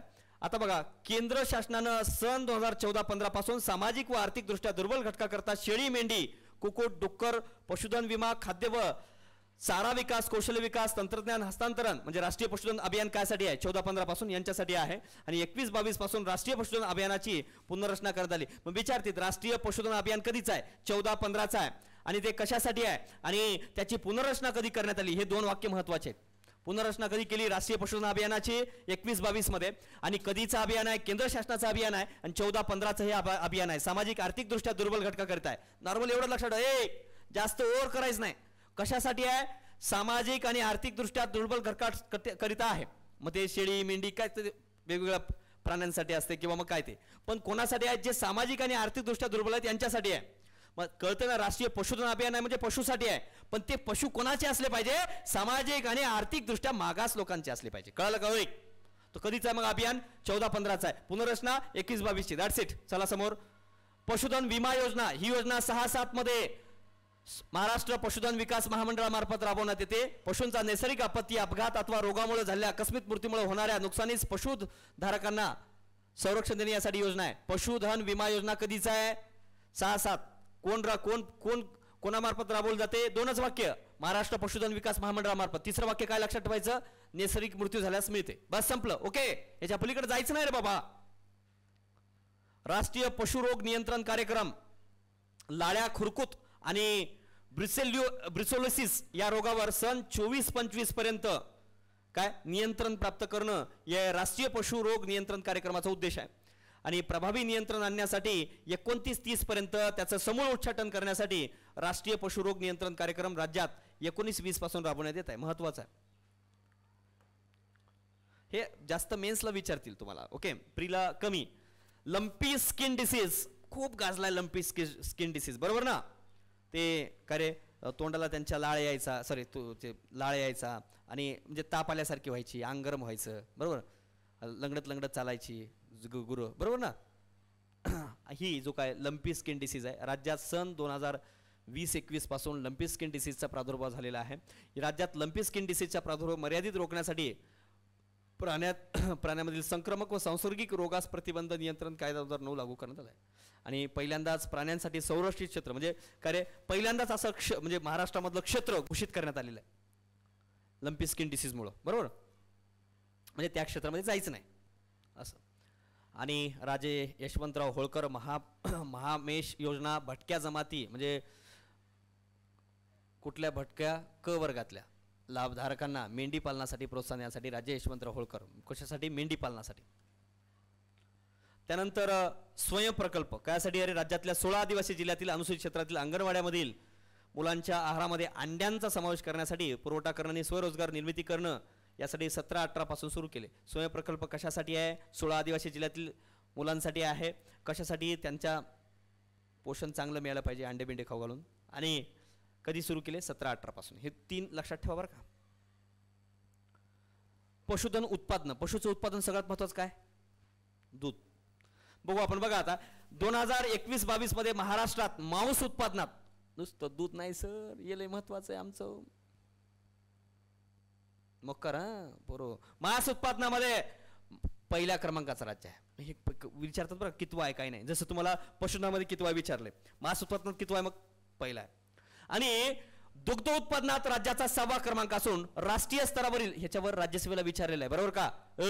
याच्यावर विचारलं राज्यसभेला. राष्ट्रीय स्तरावरील प्रतिदिन दरडोई 427 ग्राम दूध उपलब्ध होते, तर राज्यात दुधाची उपलब्धता प्रतिदिन 305 ग्राम आहे.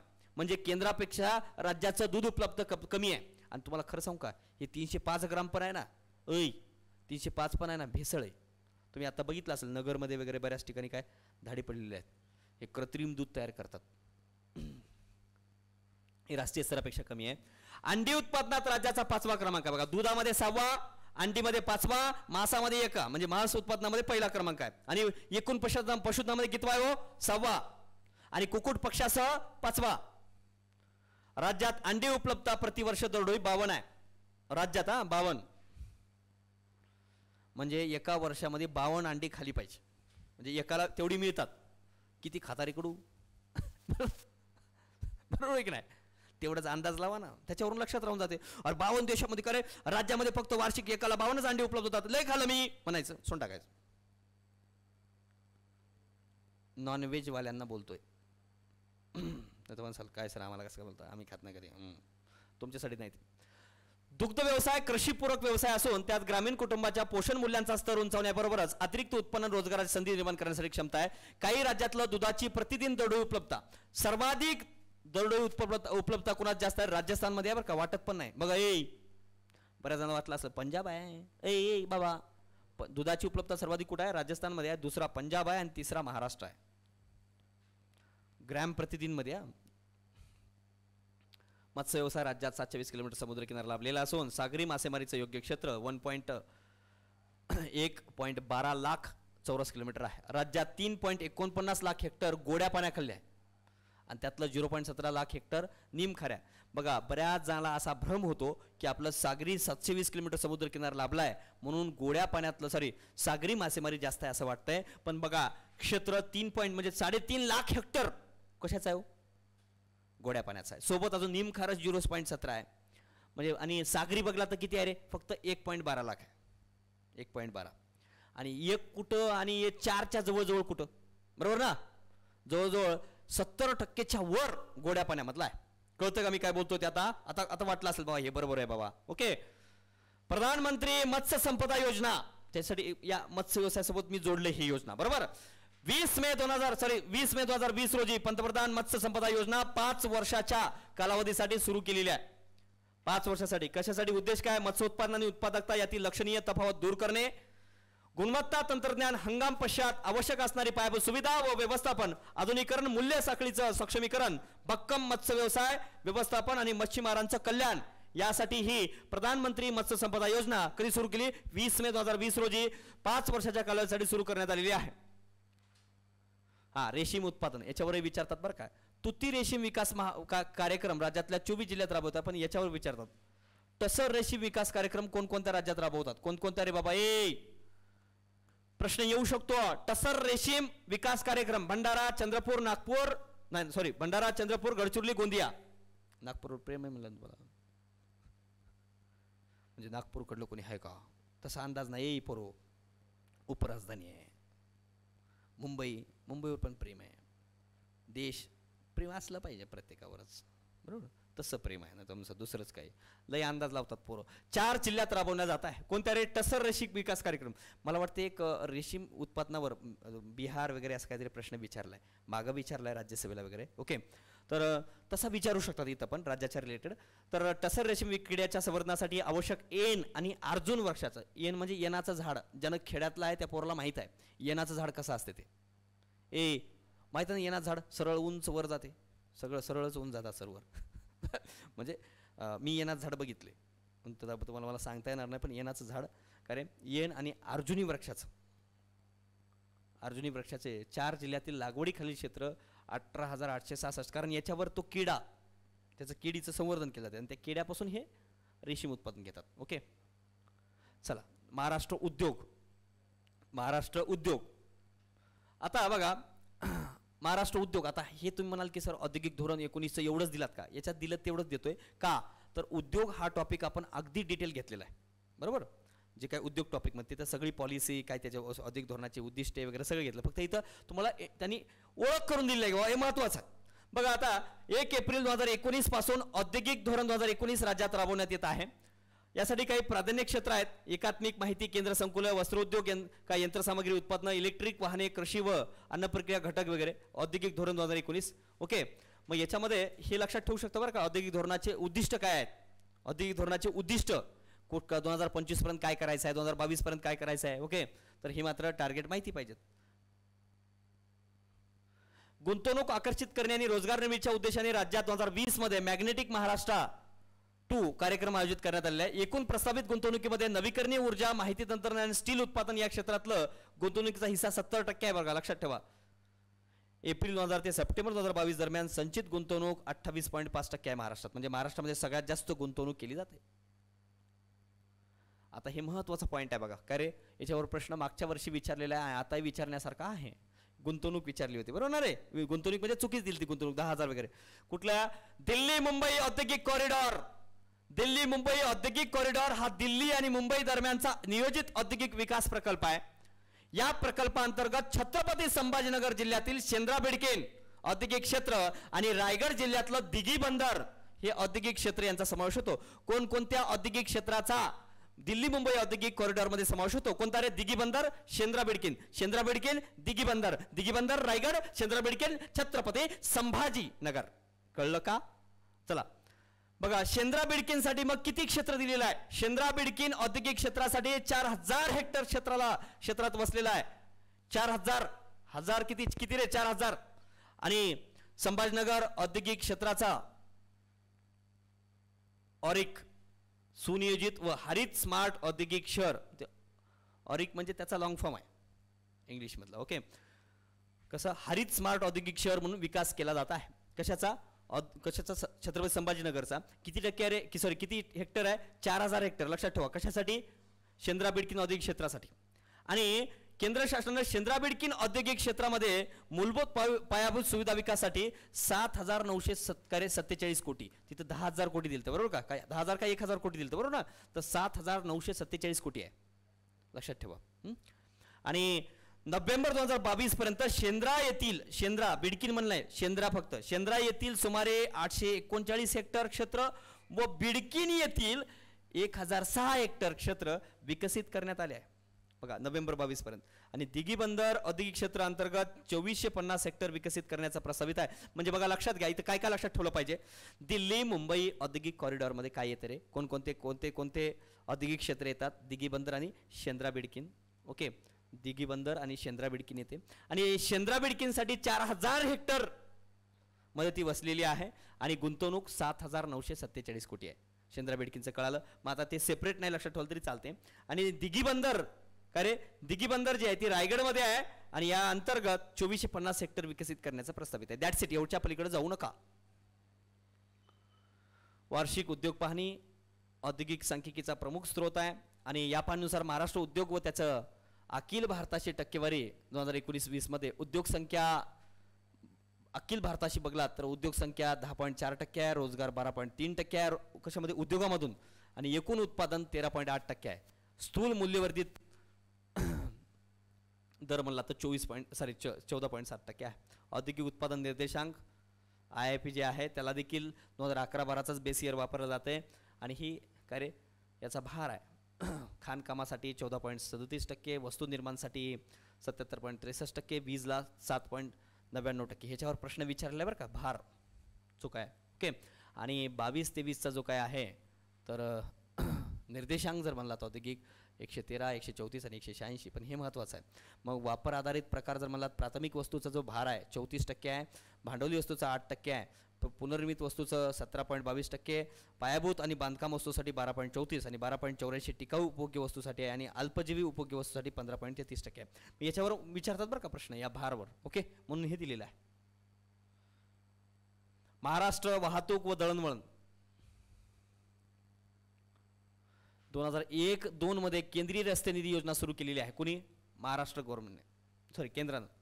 प्रधानमंत्री ग्राम सडक योजना कधीची आहे रे? सुरुवात 2000 पासून संपूर्ण केंद्र पुरस्कृत योजना म्हणून सुरू करण्यात आलेली आहे. आणि या अंतर्गत ग्रामीण भागात 500 व अधिक, म्हणजे आदिवासी भागात 250 व अधिक लोकसंख्या असलेल्या तसेच रस्त्यानं न जोडलेल्या वस्त्यांना बारमाही रस्त्यानं जोडणं आहे. उद्देश काय रे? नॉर्मल असलं 500, आदिवासी भाग असला तर 250 किंवा त्यापेक्षा अधिक. प्रधानमंत्री ग्राम सडक योजना 1 चा उद्देश होता. आणि निवडक ग्रामीण रस्त्यांचं दर्जोन्नती करणं या उद्देशानं योजना 2013 ला सुरू झाली. बघा, प्रधानमंत्री ग्राम सडक योजना 2000 ला सुरू झालेली आहे. पहिला टप्पा 2001 चा आहे. ओके. आणि दुसरा टप्पा आहे ते 2013 सुरू झालेला आहे.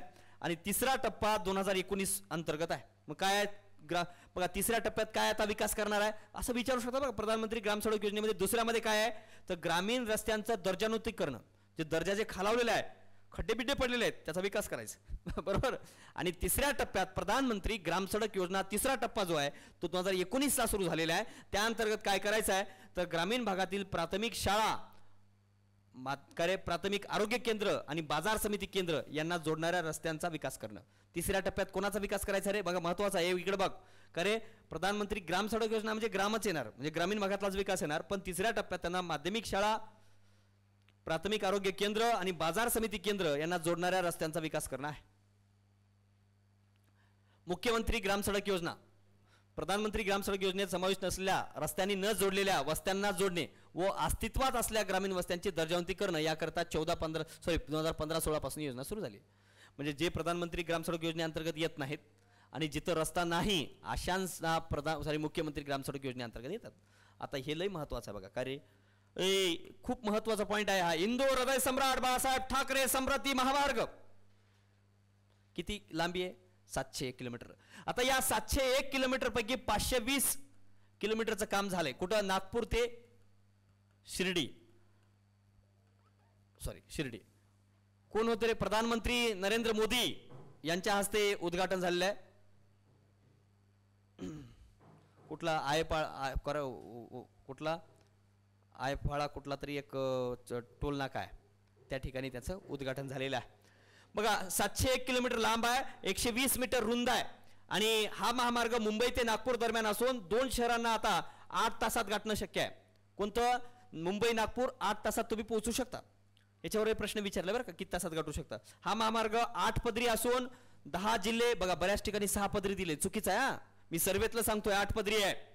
26 तालुके आहेत, 392 गाव आहेत. आता 390 दिले ते पूर्वी, आता 392 गावं दिले आहेत आणि अप्रत्यक्षरित्या जवळजवळ 24 याला कार्य जिल्ह्यांना फायदा होतो. हा महामार्ग औद्योगिक ठिकाणांना कार्य बुट्टीबोरी, वर्धा, अमरावती, जालना, चिकलठाणा, शेंद्रा, वाळूज, सिन्नर यांना जोडते. आणि जानेवारी 2023 पर्यंत महामार्गाचं 90% काम पूर्ण झालेलं आहे. आणि नागपूर ते शिर्डी 520 किलोमीटरचा मार्ग पूर्ण झाला असून तो रहदारीसाठी देखील मोकळा केलेला आहे. आणि 31 मार्च 2022 रोजी रस्त्यातील लोहमार्गाची एकूण लांबी हा संपला इथंच. ओके. कोकण रेल्वेसह एकूण लांबी 6242.14 किलोमीटर आहे. आता कोकण रेल्वे आलं म्हणून सांगतोय,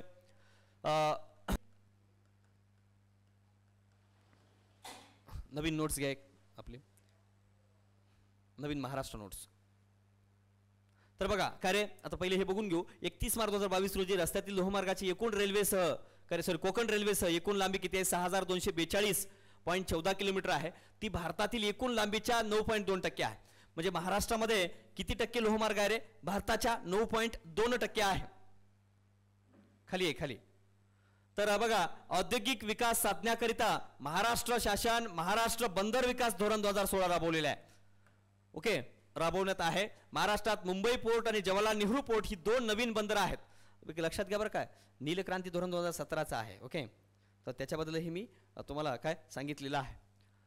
आंतरराष्ट्रीय विमान वाहतूक मुंबई, पुणे, नागपूर, औरंगाबाद येथे आहे. ओके. आणि मुंबई पोर्ट आणि जवाहरलाल नेहरू पोर्ट ही दोन मोठी बंदरं आहेत. राज्यात जवळजवळ आता बघा सर्वेमध्ये 48 दिले, पण जवळजवळ 49 बंदरं आहेत. ओके.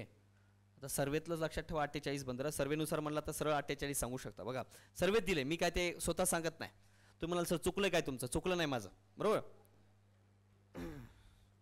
नाही. बऱ्याच जणांना वाटू शकतं सरचं काय चुकलं का बाबा, वाटतंय मला थोडं चुकल्यासारखं. विचार करत बरोबर आहे तुमचं, पण ते आता रोज 49 वाजताय म्हणून त्यामुळं वाटू शकते.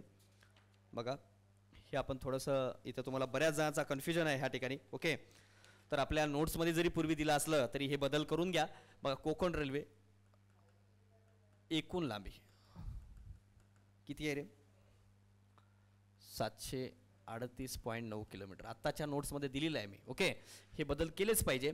आणि महाराष्ट्रामध्ये बऱ्याच जणांना कुठं 708, 760, 843 कुठं वेगवेगळं काही दिलेलं आहे, पण ही वेबसाईटवरून घेतलेली माहिती आहे त्यांच्याच. ओके. गव्हर्नमेंटची माहिती आहे, त्याच्या बाहेर प्रश्न येऊ शकत नाही हे लक्षात घ्या. त्यामुळे मी सांगतोय. तर बघा खरे 381.18 किलोमीटर महाराष्ट्रामध्ये एकूण लांबी. ओके. आणि एकूणच बाकी सगळं सर्वात लांब बोगदा माहीत आहे. सर्वात लांब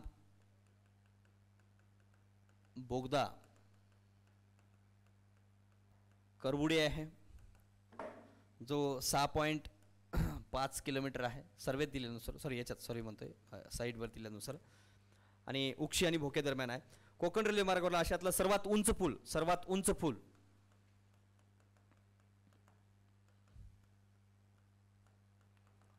पानवळ.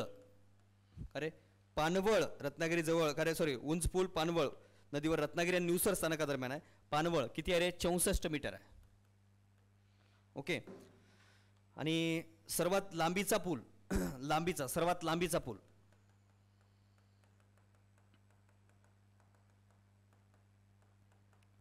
लांबीचा पूल म्हणलात शरावती नदीवर आहे.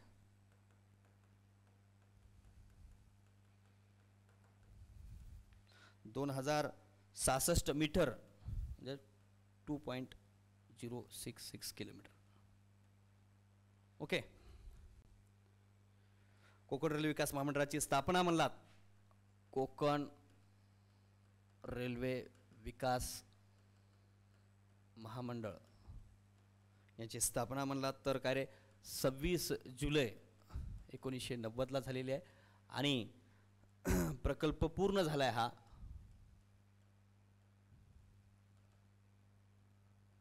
26 जानेवारी 1998.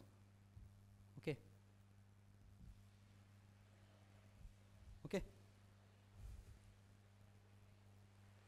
आणि कोकण रेल्वे पूर्ण कार्यान्वित झाल्यामुळे मुंबई कोचीन दरम्यानचं अंतर कितीने कमी झालंय याच्यावर विचारत. बघा कोणकोणत्याचं किती अंतर कमी किती झाले, अंतर कमी किती झाले बघा. मुंबई कोचीन याच्यावर प्रश्न विचारला 513 किलोमीटरनं कमी झालेले आहे. त्याच्यानंतर 12 तास वेळ. मुंबई मंगळुरू, मुंबई आणि मंगळुरू करा, मंगळुरू किती 1127 किलोमीटर. ओके. मोठे पूल 179 आहेत, लहान पूल 1701 आहेत आणि बोगदे 91 आहेत.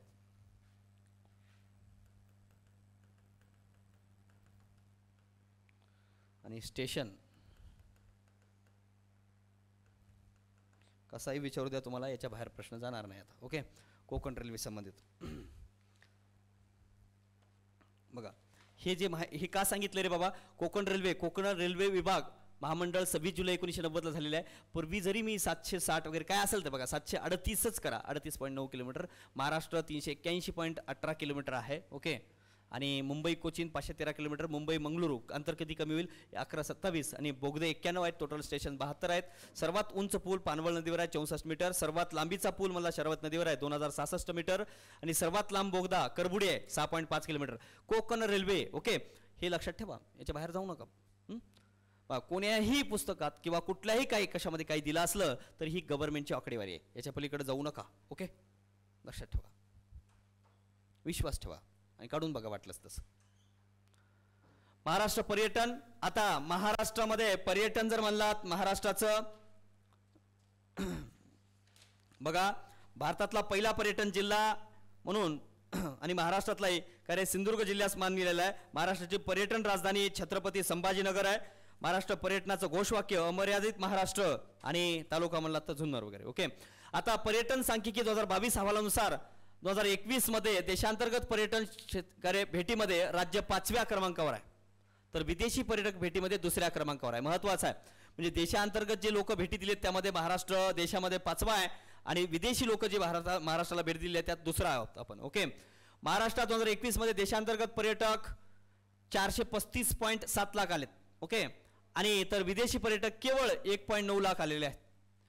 सन 2025 पर्यंत राज्याला अग्रगण्य पर्यटक स्थळ बनविणं व उद्योगात 10 लाख अतिरिक्त रोजगारासह 30,000 कोटी गुंतवणूक आकर्षित करणे महाराष्ट्र पर्यटन धोरण 2016चं ध्येय आहे. काय ध्येय आहे लक्षात ठेवा. 2025 पर्यंत राज्याला अग्रगण्य पर्यटन स्थळ बनविणं, उद्योगात 10 लाख अतिरिक्त रोजगार सह 30,000 कोटी गुंतवणूक, 30,000 कोटी गुंतवणूक आकर्षित करणं, 10 लाख अतिरिक्त रोजगार निर्माण करणं आणि हे महाराष्ट्र पर्यटन धोरण 2016चं ध्येय आहे. ओके, आणि ऑगस्ट 2020 मध्ये जाहीर केलेल्या बीच शॉक धोरणांतर्गत विकास करणं, यासाठी पालघर मधील केळवे म्हणजे बीच शॉक धोरणांतर्गत कोणकोणती बीचेस विकसित करणार आहे, डेव्हलप करणार आहे. पालघरमधलं केळवे आणि बोर्डी, रायगडमधलं दिव्यागर आणि वर्सोली, रत्नागिरीमधलं आरेवारे आणि गुहागर आणि सिंधुदुर्गमधलं कुणकेश्वर आणि तारकर्ली.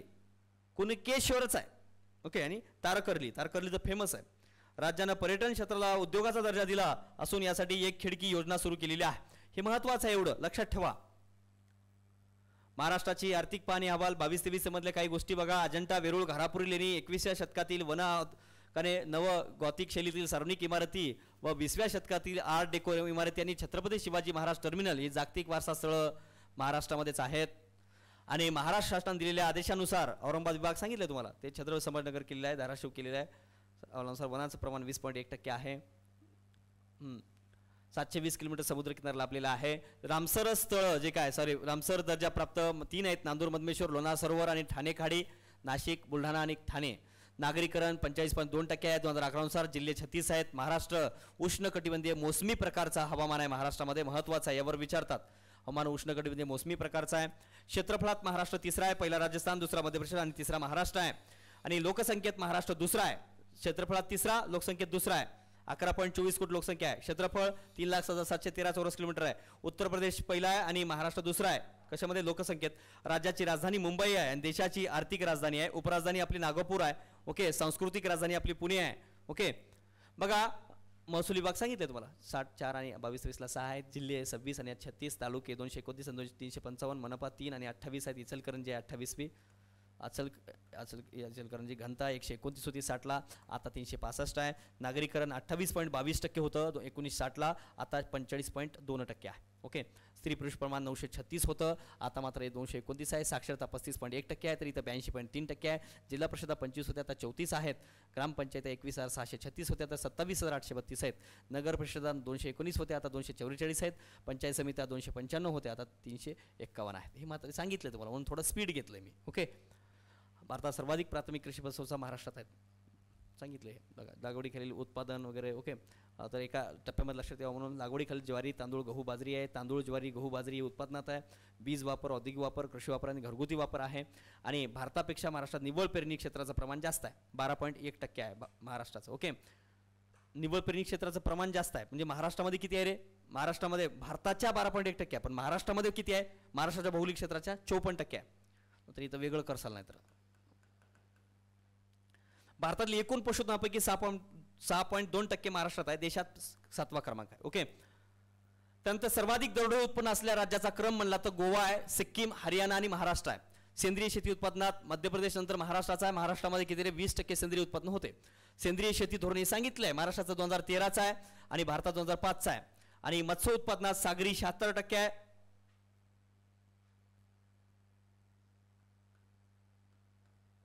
सागरी किती आहे रे? 24% आहे. आणि गोड्या पाण्यातलं किती आहे? 76% आहे. ओके, आणि बांगलादेश आणि ओमान सोबत भारताचं वैद्यकीय पर्यटनाला प्रोत्साहन देण्यासाठी करार केलेला आहे. सांगितलंय हिंदू हृदय सम्राट वगैरे. झोपडपट्टीमधली लोकसंख्या बघा 2001ला 20.8% होती, 2011ला मात्र 18.1% आहे झोपडपट्टीमधली लोकसंख्या आपली. हे महत्त्वाचं बरं का. राष्ट्रीय अन्न सुरक्षा अभियान राज्यात अंमल 1 फेब्रुवारी 2014 पासून केले आहे. लाभार्थी 62.3% लोक आहेत. बघा लाभ तांदूळ 3 रुपये किलोने मिळते, गहू 2 रुपये किलो आणि भरड धान्य 1 रुपये किलोने मिळते आणि अंत्योदय अन्न योजना कुटुंबाला 35 किलो अन्न मिळते, तर प्राधान्य कुटुंबात प्रति व्यक्ती 5 किलो अन्न मिळते. हे महत्वाचे आहेत, लक्षात ठेवा. कधीची योजना आहे वगैरे. सार्वजनिक वित्त आता पब्लिक फायनान्स थोडंसं बघा, शांत ऐका. थोडं पब्लिक फायनान्स डोक्यावरून जाण्यासारखं आहे, कारण याच्यामध्ये सगळी आकडेवारी दिलेली आहे. त्यामुळं इथं मात्र प्रॉब्लेम्स तुमचे क्रिएट होऊ शकतात. कारण पब्लिक फायनान्स जनरली हा इकॉनॉमिक्स अंडर प्रश्न विचारला जातो आणि तो पण इकॉनॉमिक्समध्ये कशामध्ये विचारतात रे, जनरली जास्तीत जास्त तुम्हाला राज्यसभा मेन्सला विचारतील, प्रीला खूप कमी प्रश्न असतात किंवा मग कंबाईन मेन्सला विचारू शकतात. आता जो सिलेबस बदलला त्यामध्ये महाराष्ट्राची अर्थव्यवस्था असं दिलेली आहे, त्यामध्ये विचारू शकतात. सन 2022-23च्या वास्तविक स्थूल राज्य उत्पन्नात 21-22च्या तुलनेत 6.8% वाढ अपेक्षित आहे. म्हणजे काय रे, इकॉनॉमिक ग्रोथ रेट जो महाराष्ट्र आहे 6.8%. इकॉनॉमिक ग्रोथ रेट कधी 21-22चा 6.8% सांगते. आणि महाराष्ट्राचं 21-22 मध्ये दरडोई उत्पन्न किती आहे रे, 2,15,233 रुपये. म्हणजे महाराष्ट्रामध्ये एका माणसाच्या एका डोक्यामागं 2,15,233 रुपये म्हणतात. म्हणजे सगळ्यांना असे काय रोडवर जे भिकारी फिरते आहे का 2,15,000 रुपये आहे का, नाही. हा एक सरासरी असतो. म्हणजे अंबानीचं उत्पन्न आणि एका गरीबाचं उत्पन्न याची सगळ्यांची कार्य सरासरी असते आणि सरासरी महाराष्ट्रामध्ये 2,15,233 रुपये आहे. म्हणजे एकूण उत्पन्न महाराष्ट्राचं आणि भागिले लोकसंख्या तसं उत्पन्न काढलेलं आहे. सन 22-23 मध्ये राज्याच्या कृषी व संलग्न कार्यक्षेत्रात 10.2%. म्हणजे बघा आपले जे काय सेक्टरल आपण जे काही गोष्टी बघतो, कृषी क्षेत्र, उद्योग क्षेत्र आणि सेवा क्षेत्र, तर कृषी क्षेत्रामध्ये 10.2% वाढ महाराष्ट्रामध्ये अपेक्षित आहे. उद्योग क्षेत्रात 6.1% वाढ अपेक्षित आहे. सेवा क्षेत्रात 6.4% वाढ अपेक्षित आहे 22-23 मध्ये. कशामुळे असं उलट झालं रे, सेवा क्षेत्राची वाढ जास्त असते पण कोविडमुळं इकॉनॉमी रिकव्हरी लेवलला आलेली आहे, म्हणून अन्नधान्याचं कृषी उत्पन्न कार्यक्षेत्रात 10.2% वाढ अपेक्षित आहे. महत्वाचं आहे, लक्षात घ्या. आणि 31 मार्च 2022 रोजी राज्यातलं वीज निर्मितीची प्रस्थापित क्षमता 10.2% ते देशात सर्वाधिक आहे सांगितलंय. आणि स्थूल राज्य मूल्यवर्धित क्षेत्रनिहाय सरासरी हिस्सा जर म्हणलात तर कृषी संलग्न कार्याचं 12% आहे.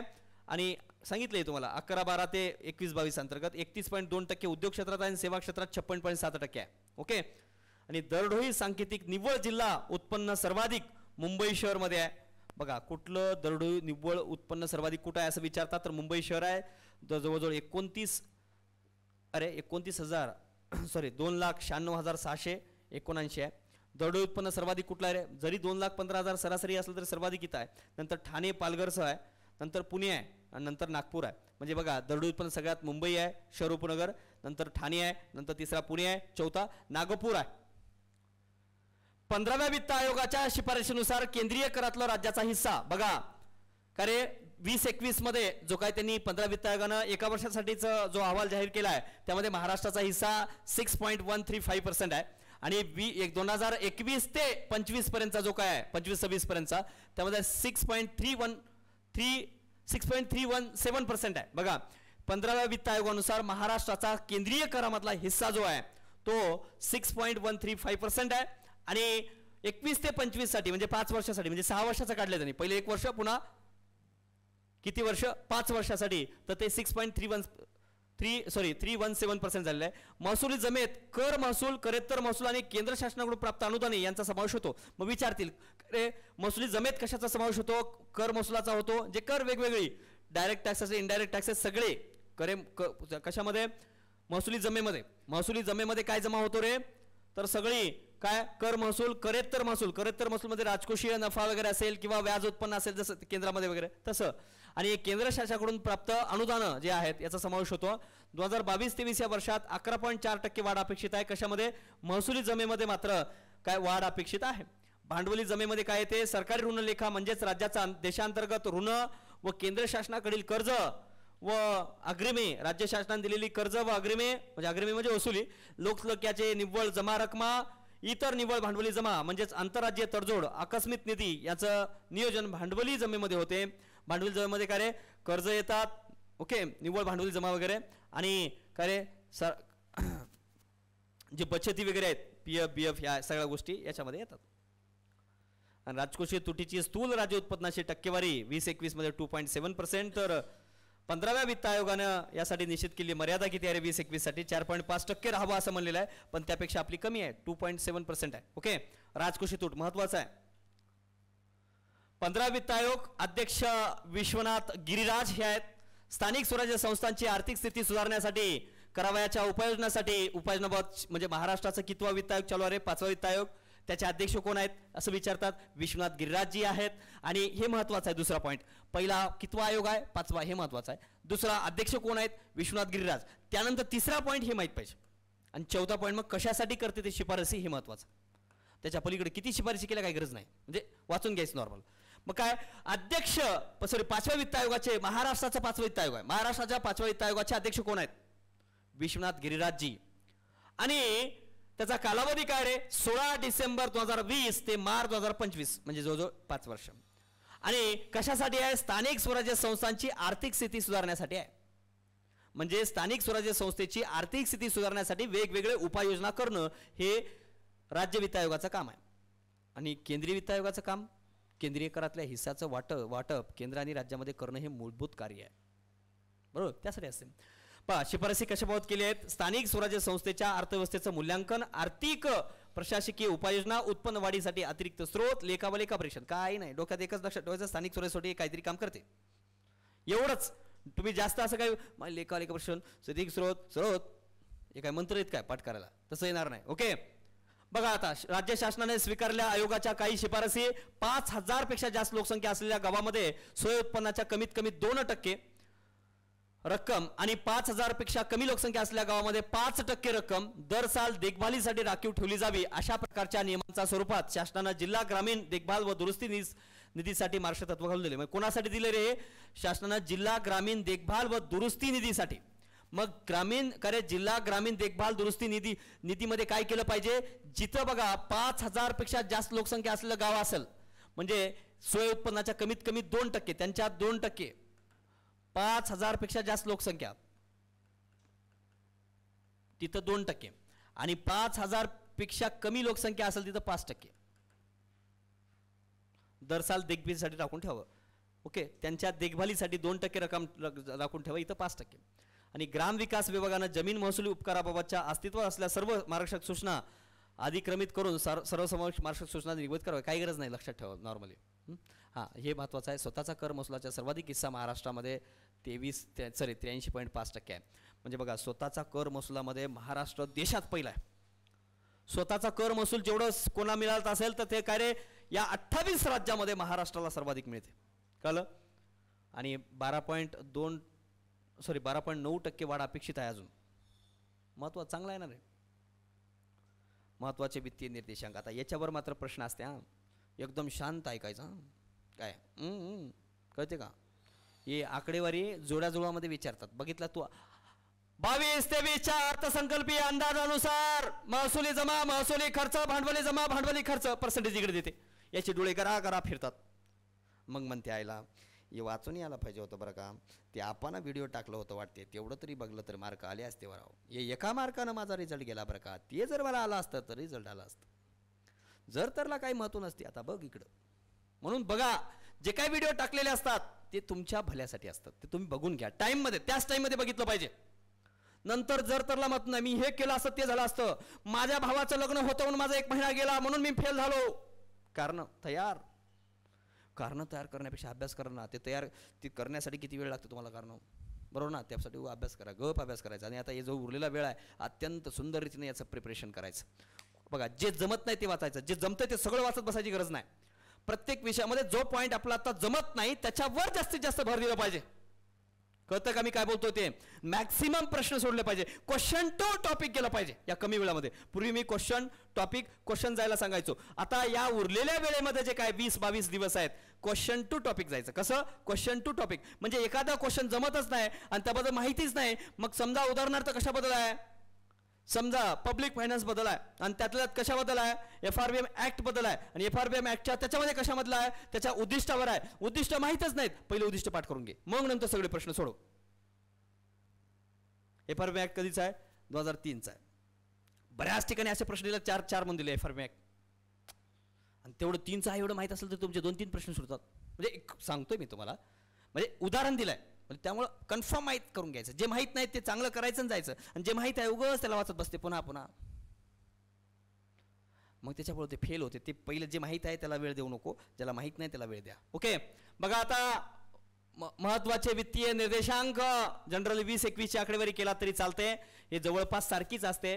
बघा 80, 79, 81 काय फरक काय करायचं जास्त, म्हणून एकच कोणतरी आकडेवारी करा, म्हणून मी ही बोल्ड करून दिली आहे. मी एकच सांगतो, तुम्ही ही बघू शकता. मग अर्थसंकल्पीय अंदाजानुसार जरी म्हणलं तरी 80 जागी 81 नॉर्मल तेच असणार आहे.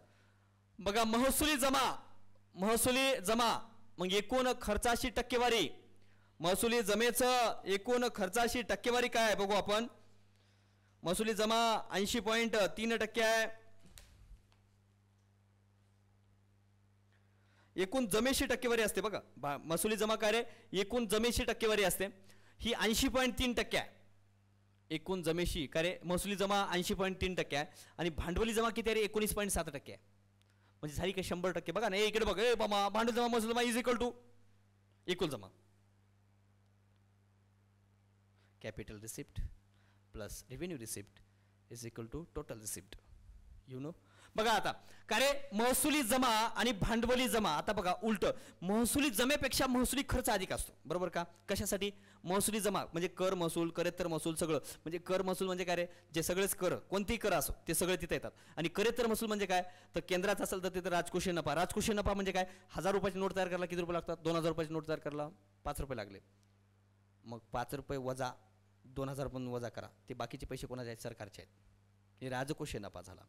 किंवा मग काय रे, म्हणजे वेगवेगळ्या व्याज उत्पन्न जे आहे, वेगवेगळ्या राज्यांना जे भांडवली म्हणजे कर्ज दिला तर भांडवलीचा खर्च होतो, आणि त्याच्यावरला व्याज जो आहे तो कोणाला मिळतो, महसुलीला मिळतो, बरोबर. आणि महसुलीचं काय रे, वेगवेगळे दंड जे आहेत, न्यायालयाने लावलेले दंड, किंवा तुम्ही गाडी चालवताना तुम्हाला पोलिसांनी तुम्ही सिग्नल तोडलं ते दंड, म्हणजे प्रशासन व्यवस्था चालवताना जे काय दंड नागरिकावर आकारला जाते त्याचं सगळं उत्पन्न हे महसुली जमेमध्ये जाते. म्हणजे महसुली कर उत्पन्न जास्त असणार आहे आणि करेत्तर उत्पन्न कमीच आहे. बघा मग आता या महसुली जमेतून महसुली खर्च भागत नाही, मग खर्च कोणता मोठा आहे, नागरी प्रशासनावरला खर्च मोठा आहे. नागरी प्रशासन म्हणजे काय, हे जे आपण प्रशासन चालवतो, कलेक्टर, डेप्युटी कलेक्टर, तहसीलदार, नायब तहसीलदार, DYSP, PSI, टाउन, हे सगळे जे आहेत, मग यांचा जो नागरी प्रशासनावरला खर्च आहे तो खूप मोठा बोज आहे. म्हणून महसुली जमा कमी आहे. 80 रुपये जमा होलायत, रुपयामध्ये लक्षात घ्या ना, 80.3 रुपये जर इथं महसुली जमेतून इथं जमा होलायत तर महसुली खर्च किती होलाय बघा, 90 रुपये होलाय. बिचाऱ्याचा खर्चापेक्षा जमेपेक्षा खर्च जास्त झाला आणि काय कार्यक्रम बिघडला, बरोबर ना. मग आता एकूण खर्चाची टक्केवारी आहे आणि हे एकूण जमेची टक्केवारी आहे, म्हणून महसुली तूट निर्माण झालेली आहे, बरोबर. मग सगळीच तूट निर्माण होती, असो 1.6% तूट आहे. आता भांडवली तूट कुठे दिले का रे, बघा रे बाबा, भांडवली तूट कुठे दिसते का, भांडवली खर्च आहे, भांडवली तूट आहे का, भांडवली तूट कशी निर्माण होईल, भांडवली जमा आहे, अधिक आहे कंटिन्युअसली का, तर बघा आता इथं बघे भांडवली जमा किती आहे रे, 19 रुपये आहेत, लक्षात ठेव, 19.7 रुपये. कुठं आहे ते, कुठं खर्च कुठं आहे रे यांचा, हा 9.3 रुपये. म्हणजे बघा जमा किती आहे यांचं, 19.7 रुपये आहे, आणि खर्च किती आहे, 9.3 रुपये. बिचारा 9.3 रुपये आपलं खर्च करते, आणि दुसरं कार्य 10% खर्च बापू महसुली राव तू घे म्हणते, कोण, भांडवल राव.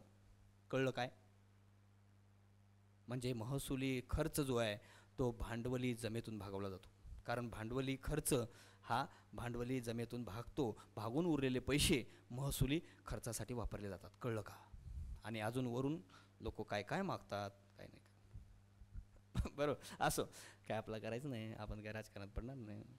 बघा भांडवली जमा किती आहे, 19.7% आहे, महसुली जमा 80. बघा महसुली जमा महसुली खर्च एकत्र लक्षात ठेवा, 80 आणि 90. ओके, महसुली तूट 1.6%, 1.6% तूट निर्माण झाली आहे, महसुली तूट. आणि भांडवली जमा 19.7% आहे, एकूण जमेची टक्केवारी असते बरं का. आणि भांडवली खर्च एकूण खर्चाची असते 9.3% आहे, 9.3% आहे. ओके, आणि राजकोषीय तूट किती आहे रे, 2.7% आहे. प्राथमिक तूट 1.3%, याच्यावर जुळ्याजुळ्यावर विचारतात. आणि व्याज प्रदाने किती आहेत रे, 13.7% आहे. महसुली जमेची टक्केवारी व्याज प्रदाने जे आहेत ते किती आहेत, 13.7% आहेत. आता ज्यांना इकडलं लक्षात ठेवू शकता, पण हे जवळपास तेच असते 2.5, 2.9, 2.7 म्हणजे 2 पॉईंटच्या समथिंगमध्येच असते आणि हे 1 पॉईंटच्या समथिंगमध्येच असते आणि 9 पॉईंट मला तर इथं थोडं वाढलं 13.4, 13.7% दिले. मग हे अर्थसंकल्पीय अंदाज लक्षात ठेवू शकता. भांडवली खर्च त्यांनी सांगतात 13.7%, मग भांडवली जमा पण वाढली असेल 18.6%. बघा 18.6%, मग भांडवली जमा कमी झाली आणि खर्च वाढला आहे. ओके, का तर काहीतरी पायाभूत सुविधा, दवाखाने काही बांधत असतील काय माहीत. ओके, बघा आता काय व्याज प्रदाने 11.6% झालेले आहेत आणि तिथं 13.7 आहेत. म्हणजे कोणतरी एक आकडेवारी लक्षात ठेवा, म्हणजे तिथंच अप्रॉक्सिमेटली 1-2 इकडे तिकडे होऊ शकते. ओके, अर्थसंकल्पीय अंदाज पण लक्षात ठेवू शकता.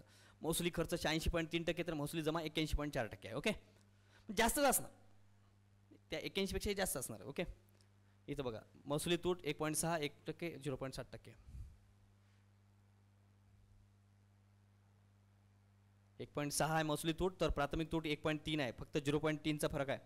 आणि राजकोषी तूट 2.7% आहे. 2.7%. तसं काय वाटलं तर पब्लिक फायनान्सच काढून बघतो ना, त्याला काय नाही बाबा, आकडेवारी चुकत नाही त्याची. मी त्यात तसा कडक माणूस आहे.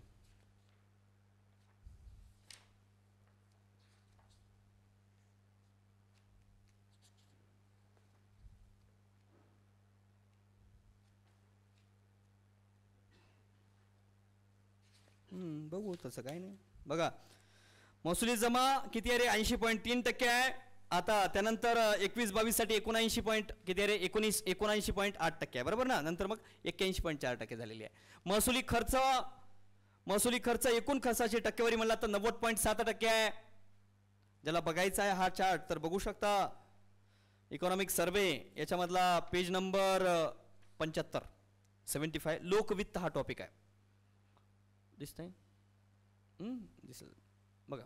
तर मग हे तुम्हाला किमान ह्या गोष्टी माहिती असणं गरजेचं आहे. का रे, पर्सेंटेज जे काय आहेत, महसुली तूट, महसुली खर्च किती प्रमाण आहे, महसुली जमा किती आहे वगैरे. ओके, आणि अर्थसंकल्पीय अंदाज पण लक्षात ठेवा मित्रांनो. महसुली जमा 81.4% अर्थसंकल्पीय अंदाजानुसार. अर्थसंकल्पीय म्हणजे अर्थसंकल्पात दिलेले अंदाज आहेत 22-23. ओके, 81. महसुली खर्च 86.3% आणि महसुली तूट 0.7% होणार आहे म्हणते ते. अंदाज आहेत हे, अंदाज आहेत, म्हणजे कमी होणार आहे भाऊ म्हणते ते. बघू कसं होते काय सांगता ना. भांडवली जमा 18.6%, भांडवली जमा कमी होणार आहे. चला बघा, भांडवली खर्च 13.7% होईल म्हणते. राजकोषीय तूट 2.5% अर्थसंकल्पीय अंदाजानुसार आणि प्राथमिक तूट 1.2% आणि व्याज प्रदाने 11.6%. पण 20-21 ची मात्र ऍक्च्युअल आकडेवारी आहे. हे सुधारित अंदाज आहे, ते अंदाज आहेत, हे मात्र ही ऍक्च्युअल आकडेवारी आहे, ही लक्षात ठेवणं गरजेचं आहे. That's it. चला समोर बघा, सर्वाधिक उत्पन्न कोणत्या करापासून मिळते महाराष्ट्राला, सर्वाधिक कर कोणत्या करापासून मिळते याच्यावर क्रम लावा प्रश्न विचारला आहे. सर्वाधिक जीएसटी मधून मिळते 46.7%. त्यानंतर मग विक्री कर, त्यानंतर मुद्रांक व नोंदणी शुल्क आणि नंतर राज्य उत्पादन शुल्क. आणि राज्याचा महसुली खर्चात विकास खर्च सर्वाधिक आहे. जर विकास खर्च करे 21-22 म्हणला तर 65.9% आहे आणि जर 22-23 मध्ये म्हणला तर 66.3 म्हणजे 62-66 एवढं लक्षात ठेवा. आणि त्यामध्ये विकास खर्चामध्ये सर्वाधिक खर्च सामाजिक सेवावर होतो 64.5%. तुम्ही म्हणाल सर इथं तर 65 दिले आणि इथं 64 एकटंच असलं, मग बाकीचे काय. अरे याला 100 रुपये धरून हाय, बरोबर असं असते. म्हणजे विकास खर्चाच्या 64.5% सामाजिक सेवेवर आहे आणि दुसरं आर्थिक सेवा आणि तिसरं स्थानिक स्वराज्य. खरे स्थानिक स्वराज्य संस्था, बरं असे काही बरेच डोके लावतात, जास्त अतिरिक्त डोके. बघा विकासेतर खर्च, पहिलं विकासेतर खर्च कोणता आहे कळून घ्या. कृषी संलग्न असेल किंवा ग्रामविकास असेल, शिक्षण कार्य, क्रीडा, कला, संस्कृती विकास इथे होतो 34.1% होतो. महाराष्ट्राचं राजकोषीय तुटीची स्थूल राज्य उत्पन्नाशी प्रमाण किती आहे 20-21 आत्ताच बघितलं आपण, किती आहे रे 2.7%. हे महत्त्वाचं आहे, व्हेरी व्हेरी इम्पॉर्टंट. ते आत्ता जे बघितलं आपण हे इथलं, ओके, हे 2.7% का राजकोषीय तूट, याला फिस्कल डेफिसिट म्हणतात. फिस्कल डेफिसिट कोणी कोणी वित्तीय तूट म्हणते. मग याला मराठीत 2 नाव आहेत पण इंग्लिशमध्ये एकच आहे, फिस्कल डेफिसिट. हे फिस्कल डेफिसिट खूप महत्त्वाचे आहे. फिस्कल डेफिसिट ही स्थूल राज्य उत्पन्नाशी किती आहे रे 2.7% आहे. पण प्रत्येक राज्याला 15 वित्त आयोगानं घालून दिले किंवा कुठपर्यंत तुम्ही ठेवलं पाहिजे, लय याच्यावर जाऊ नका असं सांगलेलं आहे. किती सांगितलंय की वित्त मर्यादा 4.5% सांगितलेलं आहे. तुम्ही 4.5%च्या वर जाऊ नका. केंद्राला सांगितलंय 4.1%च्या वर जाऊ नका, ते आता 6%च्या वर गेले. बरं असो, आपण मात्र 15 वित्त आयोगानं सांगितलंय 4.5% पर्यंत राजकीय तूट तुम्ही ठेवू शकता, पण आपण त्याच्याही आत आहेत. चांगली गोष्ट आहे महाराष्ट्रासाठी, आपली फिस्कल डेफिसिट कमी आहे, म्हणजे आपले कर्ज व्याजाचं प्रमाण कमी आहे. केंद्र शासनाकडून हस्तांतरित वित्तीय संसाधनं म्हणजे केंद्राकडून जेवढे पैसे येतात कोणकोणत्या वेगवेगळ्या माध्यमातून, कराचा हिस्सा, अनुदान काय काय असेल तर बघा, केंद्रीय करातला हिस्सा 6.1% मिळतो, केंद्रीय प्राप्त अनुदान 8.2% आणि कर्ज आणि अग्रिमे 9.7% मिळतात. म्हणजे बघा, केंद्राकडून करातला हिस्सा मिळतो ते 6 आता बघितलं आपण 1% वगैरे, आणि त्यानंतर अनुदान 8.2% मिळतात केंद्राच्या एकूण अनुदानामध्ये, आणि कर्ज आणि अग्रिमे 9.7% प्रमाण आहे. आणि 15 वित्त आयोगानुसार पुढील 5 वर्षात राज्याला 70,375 कोटी रुपये केंद्रानं देणं गरजेचं आहे. असं विचारतात 15 वित्त आयोगानुसार पुढील 5 वर्षात राज्याला किती कोटी 15 वित्त आयोगाने देणं गरजेचं आहे. 70,375 कोटी, टोटल 7.5% मिळतात. असो, कर्जाची स्थिती बघा, कर्जाची स्थिती कशी आहे. यात राज्याच्या परतावा न केलेली संचित कर्ज व इतर दायित्वाचा समावेश होतो. आणि ऋणभार किती आहे बघा, आपला 2021 मध्ये 19.8% राज्य स्थूल उत्पन्नाशी, राज्याच्या स्थूल उत्पादनाच्या किती टक्के आपल्यावर कर्ज आहे, व्याज आहे, तर किती आहे तर 19.8%, 21-22 मध्ये 18.4% आणि 22-23 म्हणला तर 18.4च आहे. मग किती आहे रे, 20-21 मध्ये 19.8% लक्षात ठेवा. यात जरी कर्जात जरी म्हणलात तर कर्जात सर्वाधिक कुठल्या कर्जाचं प्रमाण आहे, यात सर्वाधिक खुल्या बाजारातील कर्ज आणि राष्ट्रीय अल्प बचत याचं प्रमाण आहे. आणि या सगळ्यामध्ये कोणाचं आहे, खुल्या बाजारातल्या कर्जाचं प्रमाण अधिक आहे असं विचारू शकतात बरं का. म्हणजे राज्याच्या कर्जामध्ये सर्वाधिक कशाचं प्रमाण आहे, खुल्या बाजारातील कर्जाचं प्रमाण जास्त आहे. कृषी संलग्न कार्य, कृषी क्षेत्रावरील आव्हानं, अनियमित पाऊस, हवामानातले बदल, मातीचा कमी होणारा कस, जमिनीची धूप, बाजारातील अनिश्चितता आणि निविष्ठावरील खर्च वगैरे. ई नाम कार्य इलेक्ट्रॉनिक नॅशनल ॲग्रिकल्चर मार्केट असा आहे. सरासरी पाऊस सांगितले तुम्हाला 118.2%. वीज क्षेत्र मात्र पूर्वी 70-71 मध्ये 4.28 हेक्टर होतं, आता मात्र 15-16 मध्ये 10नुसार 1.34 हेक्टर आहे. राज्यातील जमीनचा वापर, निव्वळ पेरणीखाली 54%, वन 17%, लागवड उपलब्ध नसलेली जमीन 12%, पडीक जमीन 9% आहे, लागवड न केलेली जमीन 8% आहे. का स्पीड घेतो रे, पहिलं आपण घेतलेलं आहे. ओके, पण आता बघा रॅपिड फायर बघा, 22-23 मध्ये राज्यात किती लाख हेक्टर फलोत्पादन आहे बघा, 23.46. कोण आंबा, डाळिंब, द्राक्ष, संत्री, केळी सर्वाधिक पिका फळबागातील क्षेत्र. 22-23 मध्ये कांदा सर्वाधिक आहे, भाजीपाल्यामध्ये टोमॅटो आणि तिसरा हिरवी मिरची. खताचा प्रति हेक्टर वापर 19-20 मध्ये 113 किलोग्राम आहे आणि 20-21 मध्ये 129.3 किलोग्राम आहे. मत्स्य संपदा योजना सांगितली तुम्हाला. आणि टसर रेशीम विकास कार्यक्रम भंडारा, चंद्रपूर, गडचिरोली, गोंदिया जिल्ह्यात सांगितलं. संत तुकाराम वने मात्र 20.15% आहेत. औद्योगिक धोरण बघा, इथं मात्र लक्षात ठेवा, महाराष्ट्र औद्योगिक धोरण 2019, महाराष्ट्राची अर्थव्यवस्था 2025 पर्यंत $1 ट्रिलियन करणं, ट्रिलियन. ओके, आणि राज्याच्या उत्पादन ज्याचा औद्योगिक उत्पादनाचा GDPत वाटा 25% पर्यंत करणं, हे टार्गेट विचारतात बरं का. हे टार्गेट विचारतात. महाराष्ट्राची अर्थव्यवस्था 2025 पर्यंत $1 ट्रिलियन पर्यंत करणं. महाराष्ट्र औद्योगिक धोरण 2019 नुसार गुंतवणूक 10 लाख कोटी आकर्षित करणं आणि रोजगार 4 मिलियन निर्माण करणं. ओके, 4 मिलियन रोजगार निर्माण करणं याच्यावर विचारतात. आणि 2025 पर्यंत करे $1 ट्रिलियन पर्यंत अर्थव्यवस्था न्यायची आहे महाराष्ट्राची. उत्पादन क्षेत्रात GDPचा वाटा, म्हणजे उत्पादन क्षेत्राचा, मॅन्युफॅक्चरिंग सेक्टरचा GDP मध्ये वाटा 25% पर्यंत करणं, 10 लाख कोटी आकर्षित करणं आणि 4 मिलियन रोजगार निर्माण करणं. उद्यम नोंदणी पोर्टल 1 जुलै 2020 पासून सूक्ष्म लघु मध्यम उपक्रमांच्या नोंदणीसाठी सुरू करण्यात आलेला आहे. पर्यटन 2016चा महाराष्ट्र पर्यटन धोरण आहे. 2025 पर्यंत अग्रगण्य पर्यटन स्थळ बनवणं आहे. बीच शॉक सांगितले, पालघर, केळवे, बोर्डी. कृषी पर्यटन धोरण 2016चा आहे. बीच शॉक धोरण 2020चा आहे. रायगड, दिव्यागर, वर्सोली आहे. सिंधुदुर्गमध्ये तारकर्ली आहे. रत्नागिरीमध्ये गुहागर आणि कुणकेश्वर आहे. वीज निर्मिती औष्णिक आणि जलविद्युत सर्वाधिक आहे. नवीकरणीय कर्नाटक, तमिळनाडू, गुजरात, राजस्थान, महाराष्ट्र. महाराष्ट्र 5वा आहे. भारतमाला परियोजना देशातली प्रवासी आणि माल वाहतुकीची कार्यक्षमता वाढविणे आहे. ओके, तर अशा प्रकारे आपण महाराष्ट्राचा जो काय इकॉनॉमिक सर्वे आहे तो अगदी डिटेल बघितला आहे. मला वाटत नाही याच्या बाहेर काही प्रश्न जाईल. अगदी सविस्तर कुठलाही न सोडता प्रत्येक टॉपिक यामधला कृषी व संलग्न कार्यामध्ये कृषी बघितलाय, फलोत्पादन बघितलंय, पशुसंवर्धन, दुग्ध व्यवसाय, मत्स्य व्यवसाय बघितलाय. ओके, वन बघितले, सामाजिक वनीकरण बघितलंय, उद्योग बघितलेला आहे, ऊर्जा बघितलाय, वाहतूक दळणवळण टॉपिक बघितलाय, लोकसंख्या बघितलाय, राज्य अर्थव्यवस्था बघितलाय, राज्य उत्पन्न बघितलाय, लोकवित्त बघितलाय. ओके, तर अशी सगळी टॉपिक आपण या ठिकाणी बघितलेले आहेत महाराष्ट्राच्या आर्थिक पाहणीमधली. ओके, तर ही जर व्यवस्थित केलात तर याच्या बाहेर काही जाणार नाही. मुद्दाम हे मी घेण्याचं कारण हेच आहे की बाबा याच्या बाहेर जर तुम्हाला करंटची जवळजवळ 15 आली, त्यापैकी आता जवळजवळ 2-2, 3-3 प्रश्न किंवा 100 प्रश्नापैकी मग ते अर्थव्यवस्थेत विचारो किंवा इकॉनॉमिक्स महाराष्ट्राच्या भूगोलमध्ये विचारो किंवा मग करंटमध्ये विचारो, तर 4-5 प्रश्नांचं प्रमाण याचं आहे. म्हणून हे मी घेतलेलं आहे. सर्व विद्यार्थ्यांनी व्यवस्थित हे बघून घ्यावं आणि कुठं काही अडचण वाटली तर बिनधास्त माझ्याशी संपर्क करावा. धन्यवाद मित्रांनो.